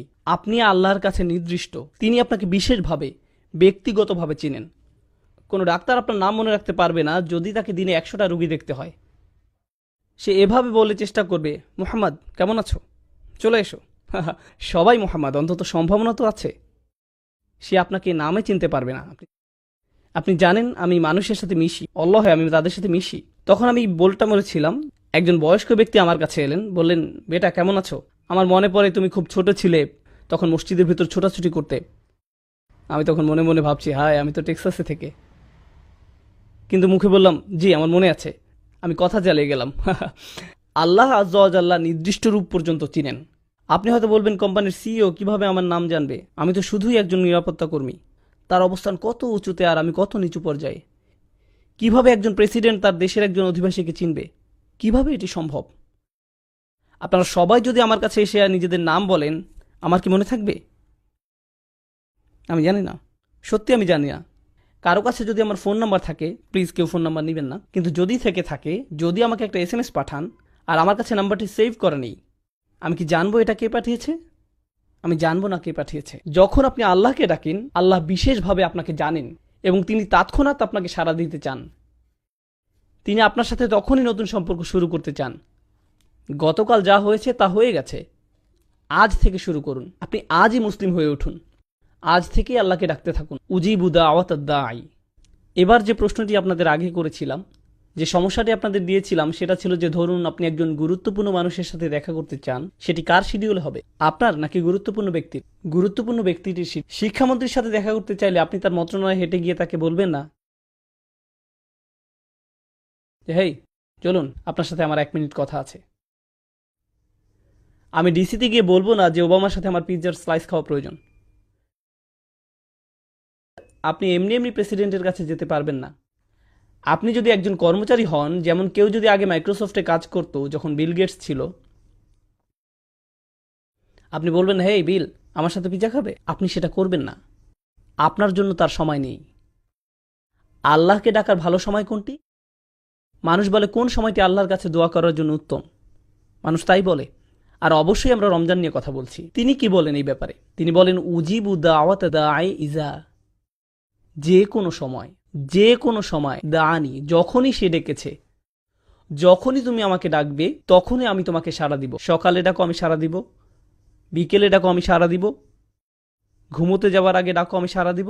সুবহানাল্লাহ, এটি সম্পূর্ণ আয়াত নয়, এটি আয়াতের প্রথম অংশ। আমি তোমাকে সাড়া দিব যখনই তুমি আমাকে ডাকবে, এটি আল্লাহর আহ্বান। এটা কিভাবে হয় যে আমরা এই আহ্বানকে উপেক্ষা করে যাই? কিভাবে একজন মানুষ আল্লাহর বাণী শুনে দোয়া না করে থাকতে পারে? আমি বুঝতে পারি না। তারপর তিনি বলেন, এতক্ষণে আমি তোমাকে আহ্বান করলাম, আমার আহ্বান হলো আমি তোমার কাছেই আছি, আমি যে কোনো সময় তোমার ডাক শুনতে প্রস্তুত। যদিও তুমি একবার দোয়া করো, তারপরও আমি তোমার কথা শুনব। দোয়া ছাড়া তোমার আর কোনো ইসলামিক গুণ না থাকলেও আমি তা শুনব। তবে তোমার কি করা উচিত? আল্লাহ আপনার জন্য এত সব করছেন, আপনি তার জন্য কি করবে? তিনি বলেন ফালিয়াস্তাজিবু লি। আগে 2টা শব্দের কথা বলেছিলাম, আজাবা আর ইস্তেজাবা। ইস্তেজাবা মানে হলো উত্তর দেওয়ার চেষ্টা করা। কেউ আমাকে বলল, ভাই আপনার সাথে লাঞ্চ করতে চাই, আমি বলবো আমি সময় বের করতে চেষ্টা করব। আমি জানি না আমি এটা পারবো কিনা। চেষ্টা করার মানে আপনি সফল হতেও পারেন, আবার ব্যর্থও হতে পারেন। আল্লাহ বলেন ফালিয়াস্তাজিবু লি, তাদের অন্তত আমাকে সাড়া দেওয়ার চেষ্টা করা উচিত। তোমরা আমার কাছে কিছু জিনিস চাইছো, আল্লাহ বলেন তোমরা আমার কাছে ভালো চাকরি চাইছো, স্বাস্থ্য কামনা করছো, তোমাদের সন্তানদের নিরাপদে রাখতে বলছো, তোমাদের বাবা মায়ের জন্য আমার কাছে চাইছো, একটা বাড়ি চাইছো, তোমরা আমার কাছে সব কিছু চাইছো। আমিও তোমাদের কাছে কিছু আশা করছি। আমার চাওয়া বিষয়গুলোর ব্যাপারে তোমরা কি করবে? ফালিয়াস্তাজিবু লি, তাদের উচিত আমার ডাকে সাড়া দেয়া, তাদের উচিত আমাকে সাড়া দেয়া। এখন ব্যাপারটি হলো ফাতিহায়, সূরাতুল ফাতিহা, আমরা আল্লাহর কাছে কি চাই কেউ জানেন? আমরা চাই পথ প্রদর্শন, কিন্তু আল্লাহ আমাদের কাছে কি চান? ইবাদাহ। ইয়াকা নাবুদু ওয়া ইয়াকা নাস্তাইন। নাস্তাইন মানে আমরা সাহায্য চাই, কিন্তু আল্লাহর কাছে কিছু চাইবার আগে আমরা তার জন্য কি করব? আমরা তার জন্য কি করব? ইয়াকা নাবুদু, তিনি আমাদের জন্য কি করবেন? ইস্তিআনা, তিনি আমাদের সাহায্য করবেন। তাহলে আপনি আল্লাহর জন্য কি করবেন সেটা প্রথমে আসা উচিত, আর দ্বিতীয়ত আসবে আপনি নিজের জন্য যা চান। কিন্তু রমজানের এই আয়াতগুলোতে তিনি বলেন আমি তোমাকে সাড়া দিব যখনই তুমি আমাকে ডাকবে। এরপরে তিনি বলেন তোমার উচিত আমাকে সাড়া দেয়া। তিনি বলেননি আমাকে সাড়া দিলে পরে আমি তোমাকে সাড়া দিব। সুবহানাল্লাহ। এমনকি তিনি নিজেকে দ্বিতীয় পজিশনে রেখেছেন, এবং এই আয়াতে প্রথমে রেখেছেন আপনাকে আর আমাকে, তিনি নিজেকে রেখেছেন দ্বিতীয় পজিশনে। ফালিয়াস্তাজিবু লি, তাদের উচিত আমার প্রতি সাড়া দেয়া, খাঁটে ঈমান আনা, আমাকে প্রকৃত রূপে বিশ্বাস করা তাদের উচিত। লাআল্লাহুম ইয়ারশুদুন, যাতে তারা সরল পথে পরিচালিত হতে পারে, তারা যেন নিজেদের বদলে নিতে পারে। সুবহানাল্লাহ। রমজানের এই কিছু আয়াত আপনাকে পরিবর্তন করে দিতে পারে, রমজান সম্পর্কে আপনার দৃষ্টিভঙ্গি সম্পূর্ণ বদলে দিতে পারে। আমরা যদি এই কয়েকটি আয়াতই শুধু অনুধাবন করি, এদের প্রতিফলন ঘটাই, তবে কোরআনের সাথে, দোয়ার সাথে, আল্লাহর সাথে আপনার যে সম্পর্ক তৈরি হবে তা রমজানের পরবর্তীকালীন সময়ের জন্যও সম্পন্ন হয়ে যাবে। এই সকল জিনিস আপনার অন্তরে গেঁথে দিতে হবে। আলোচনার শেষে আমি আপনাদেরকে কিছু বাস্তব পরামর্শ দিতে চাই। এখন আমি কিছু বাস্তব চিত্র তুলে ধরতে চাই, যে জিনিসগুলো আপনাদেরকে খুঁজে বের করতে হবে। রমজান মাস থেকে আমরা আসলে কি পেতে চাই? রমজান মাস থেকে আমরা আসলে যেটা পেতে চাই, রোজা রাখার উদ্দেশ্য হচ্ছে তাকওয়া অর্জন করা, আর রমজান মাসের উদ্দেশ্য হচ্ছে তিনটি। 30 দিনের ট্রেনিং শেষ করা, আল্লাহর মহত্ব ঘোষণা করা, আল্লাহর কৃতজ্ঞতা প্রকাশ করা। ওয়ালিতুকাব্বিরুল্লাহ আলা মা হাদাকুম ওয়ালিতুকমিলুল ইদ্দাহ ওয়ালিতুকাব্বিরুল্লাহ আলা মা হাদাকুম কুম তাশকুরুন। রমজানের 3টি গোল। এখন আমি আপনাদেরকে বলি তাকওয়ার পথে মূল বাধা কি হতে পারে।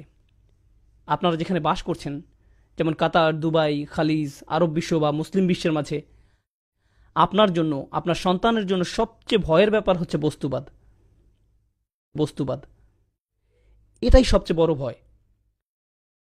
আপনি আর আপনার সন্তান গাড়ি বলতে অজ্ঞান, ব্র্যান্ডের কাপড়, ব্র্যান্ডের ফোন, ইলেকট্রনিক পণ্য, নতুন মুভি, নতুন নামানো গান, মার্কেটে ঘুরে বেড়ানো, ফেসবুক, নিজের কমেন্টে কত লাইক পেলেন, এই সব জিনিস নিয়ে আপনি ডুবে আছেন। আপনার পুরো জীবনের অর্থই এগুলো, আর কিছু নয়। আর এটাই দুঃখজনক, কারণ আল্লাহ সাক্ষী, এই উম্মার তরুণরা হচ্ছে সবচেয়ে সম্ভাবনাময়। যখন এই উম্মার তরুণরা কোরআনকে অন্তরে ধারণ করবে, তারা দুনিয়া পাল্টে দিতে পারবে। সত্যি, দুনিয়াটা তখন অসম্ভব সুন্দর একটা জায়গা হবে, যদি শুধু এই উম্মার তরুণরা জাগতে পারে। কিন্তু উম্মার তরুণ প্রজন্ম আইফোন 5, স্যামসাং গ্যালাক্সিটা, আইপ্যাড, ফেসবুক নিয়েই বুঁদ হয়ে আছে। এই জিনিসগুলোই খুব ভালো কাজেও ব্যবহার করা যায়, কিন্তু মনে রাখতে হবে এই জিনিসগুলো এক একটা অভিশাপে পরিণত হতে পারে। তলোয়ার শত্রুর দিকে তাক করে রাখলে সেটা ভালো, কিন্তু নিজের দিকে তাক করে রাখা খারাপ। এটা একদম সত্যি। এই জিনিসগুলো খুবই ভালো জিনিস।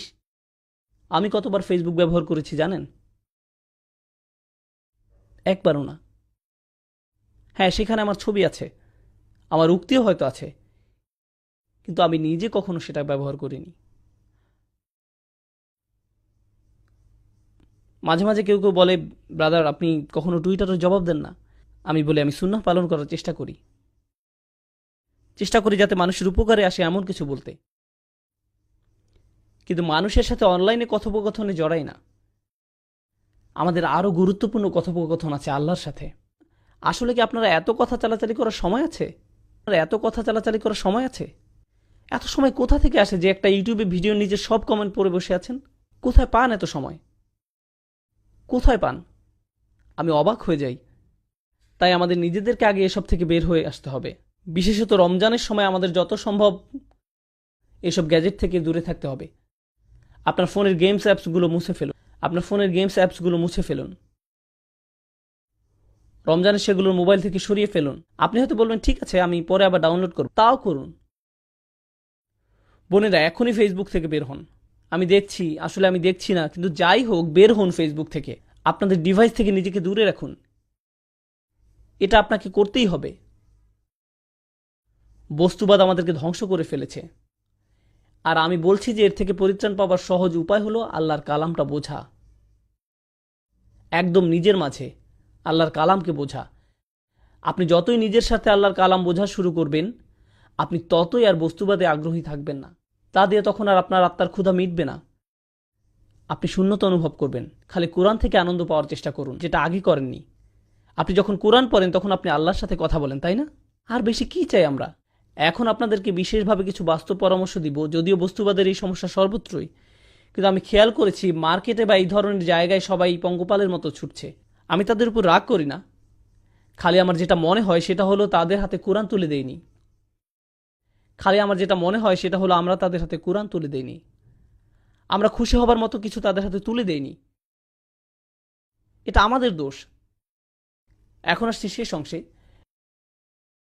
বিশেষত দর্শক সারির অভিভাবকদের জন্য কিভাবে আপনি আপনার রমজানকে ভালোভাবে কাজে লাগাতে পারেন সেটার কিছু টিপস। এখানে উপস্থিত সকলের রমজান নিয়ে কিছু লক্ষ্য থাকা দরকার।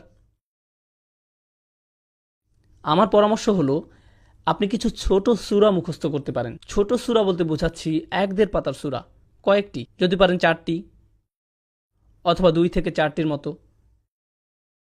এবং আপনি একা না, আপনি আপনার পরিবার সহ এটি করুন। আপনার সন্তানরা করুন, স্ত্রী করুক, স্বামী করুক, যে আগে করবে সে 200 রিয়াল পাবে। এখন দেখা যাবে বাবাই সবার আগে করে ফেলবে, কিন্তু যাই হোক করুন, কোরআন মুখস্থ করুন পরিবার হিসাবে। এটিকে একটি পারিবারিক প্রজেক্ট বানিয়ে ফেল, যে চলো আমরা সবাই সূরাটা মুখস্থ করি। এই যে পুরো পরিবার মিলে আল্লাহর কালামের কাছে আসার প্রক্রিয়া, এটা একটা অসাধারণ ব্যাপার। আমার পরামর্শ হচ্ছে মুসাব্বিহাত, এগুলো মুখস্থ করতে পারেন। আপনি হয়তো সূরা জুমআ, মুনাফিকুন, তাগাবুন, এই সূরাগুলো, অন্ততপক্ষে এই 3টি সূরা অসাধারণ সূরা এবং ঈমান বাড়ানোর জন্য খুবই সহায়ক। এরপরে যেই কাজটি করবেন রমজানে, আমার পরামর্শ যেই সূরাগুলো মুখস্থ করলেন সেগুলোর দার্স শোনা। আপনি আপনার পরিবার সহ এটি করুন, ওই সূরাগুলোর উপর লেকচার এবং ব্যাখ্যা শোনা। আমি যেই সূরাগুলো আপনাদেরকে বললাম সেগুলোর সূরা 62, 63 এবং 64, এগুলো সূরার ক্রম নাম্বার। আমি এই সূরাগুলো একটি বিশেষ কারণে বেছেছি, কারণ এই সূরাগুলো সেই মুসলিম উম্মাহ সম্পর্কে যারা তাদের ঈমান হারাচ্ছে, এবং এই সূরাগুলোর মধ্যে দিয়ে আল্লাহ ঈমান আবার পুনর্নির্মাণ করছেন। এই সূরাগুলোর আলোচ্য তাই, যখন একটা উম্মার ঈমান দুর্বল হচ্ছে, আল্লাহ সেটিকে আবার শক্ত করছেন আর মুনাফিকের হাত থেকে রক্ষা করছেন, আর তিনি তাদের ঈমানের আসল ফল দেখাচ্ছেন। এই কারণে এই সূরাগুলো সুন্দর আর মুখস্থ করাও সহজ। সূরাগুলোর নাম কি বলুন তো, দেখি আপনাদের মনোযোগ কেমন। 62, 63 আর 64। আমি বলছি না যে রমজানে আপনি আর অন্য কোনো পড়াশোনা করবেন না, যেমন আমি ব্যক্তিগতভাবে আরবি ভাষা শিক্ষার ভক্ত, কিন্তু সেগুলো ঠিক স্পিরিচুয়াল পড়াশোনা বলা যায় না। ওগুলো হচ্ছে উলুমুল আলিয়া, একটা প্রক্রিয়া আরও উচ্চতর জ্ঞান লাভের জন্য। রমজানে আপনি এই ধরনের একাডেমিক পড়াশোনাগুলো দূরে সরিয়ে রাখতে পারেন। সেই জিনিসের উপর আপনার সবচেয়ে বেশি মনোযোগ থাকবে, তাহলে এমন কিছু যা আপনাকে আল্লাহর কাছে নিয়ে যাবে সরাসরি। সাথে সাথে তাফসির স্টাডি করুন। তাই আপনি যদি আরবি ভাষার ছাত্র হয়ে থাকেন, রমজানে আপনি আরবি না পড়ে কোরআন পড়ুন। আচ্ছা, আমি একটি প্রজেক্টে কাজ করছি, যাতে আমি আসলে আমার পুরো সময় লাগিয়ে দিচ্ছি এই মুহূর্তে। আর এই প্রজেক্টের লক্ষ্য হলো শুধু 2টি। আমি বিশ্বাস করি দুনিয়াতে যত মুসলিম আছে, অন্ততপক্ষে যারা ইংলিশ বুঝতে পারে এবং বলতে পারে, তাদের কোরআনের ভাষা শেখার একটা জায়গা থাকা দরকার। শুধু প্রাথমিক লেভেলেই নয়, খুব অ্যাডভান্স লেভেলের।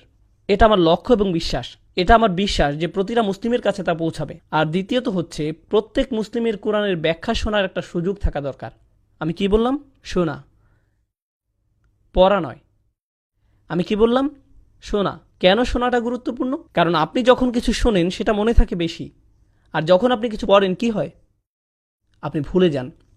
10 বছর আগেও আমি যেই লেকচারটা শুনেছিলাম সেটা আমার এখনো মনে আছে, কিন্তু 10 বছর আগে পড়া কোনো আর্টিকেল আমার মনে নেই।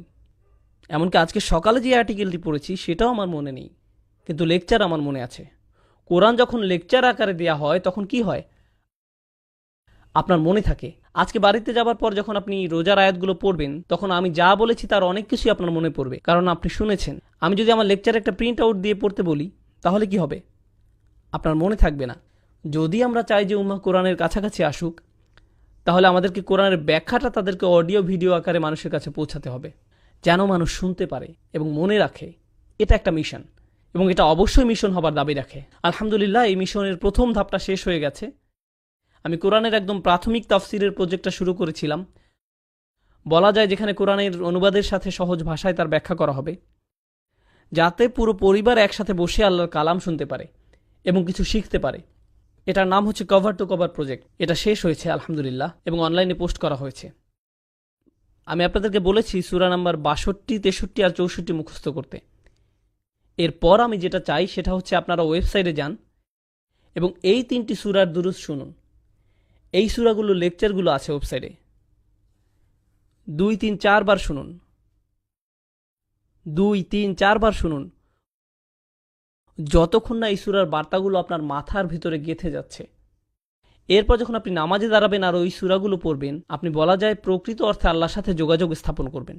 কারণ আপনি আয়াত মুখস্থই শুধু করেননি, আপনি জানেন এর অর্থ কি, নিজের পক্ষে কি অর্থ বোঝাচ্ছে তার কিছুটা হলেও আপনার এবং আপনার পরিবারের মাঝে থাকবে। তাই যখন আপনি বাসায় আছেন, কোনো কারণে হয়তো মসজিদে আসতে পারেননি, আর বাসায় আপনি সালাতে ইমামতি করছেন, আর আপনি তখন ওই সূরাটি তেলাওয়াত করছেন, আপনার পুরো পরিবার বুঝতে পারবে, আপনার পুরো পরিবার খুশুর সহিত নামাজ পড়বে। ওই ওয়েবসাইটের লিঙ্কটা হচ্ছে bayyinah.tv। বানান না পড়লে আমি বলে দিচ্ছি, আপনারা ফোন বের করে লিখে রাখুন। আমি জানি আপনাদের সেলফোন আছে, মজা করবেন না।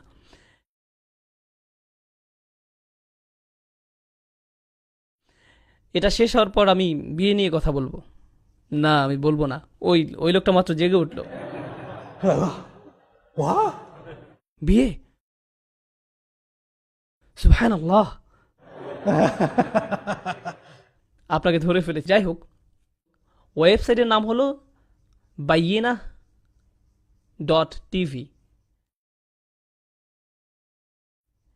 আপনি সূরা জুমআ, তাগাবুন আর মুনাফিকুন এর দুরূস ওখান থেকে শুনতে পারবেন। আশা করি আপনারা উপকৃত হবেন আল্লাহর ইচ্ছায়। আশা করি আপনারা রমজান বিষয়ক আজকের আলোচনায় উপকৃত হয়েছেন। আমি দোয়া করি যে আল্লাহ আমাদের সবার রমজান কবুল করুক। দোয়া করবেন যেন আমি ঠিকমতো আমার জায়গায় ফিরে যেতে পারি। বারাকাল্লাহু লি ওয়া লাকুম। আসসালামু আলাইকুম।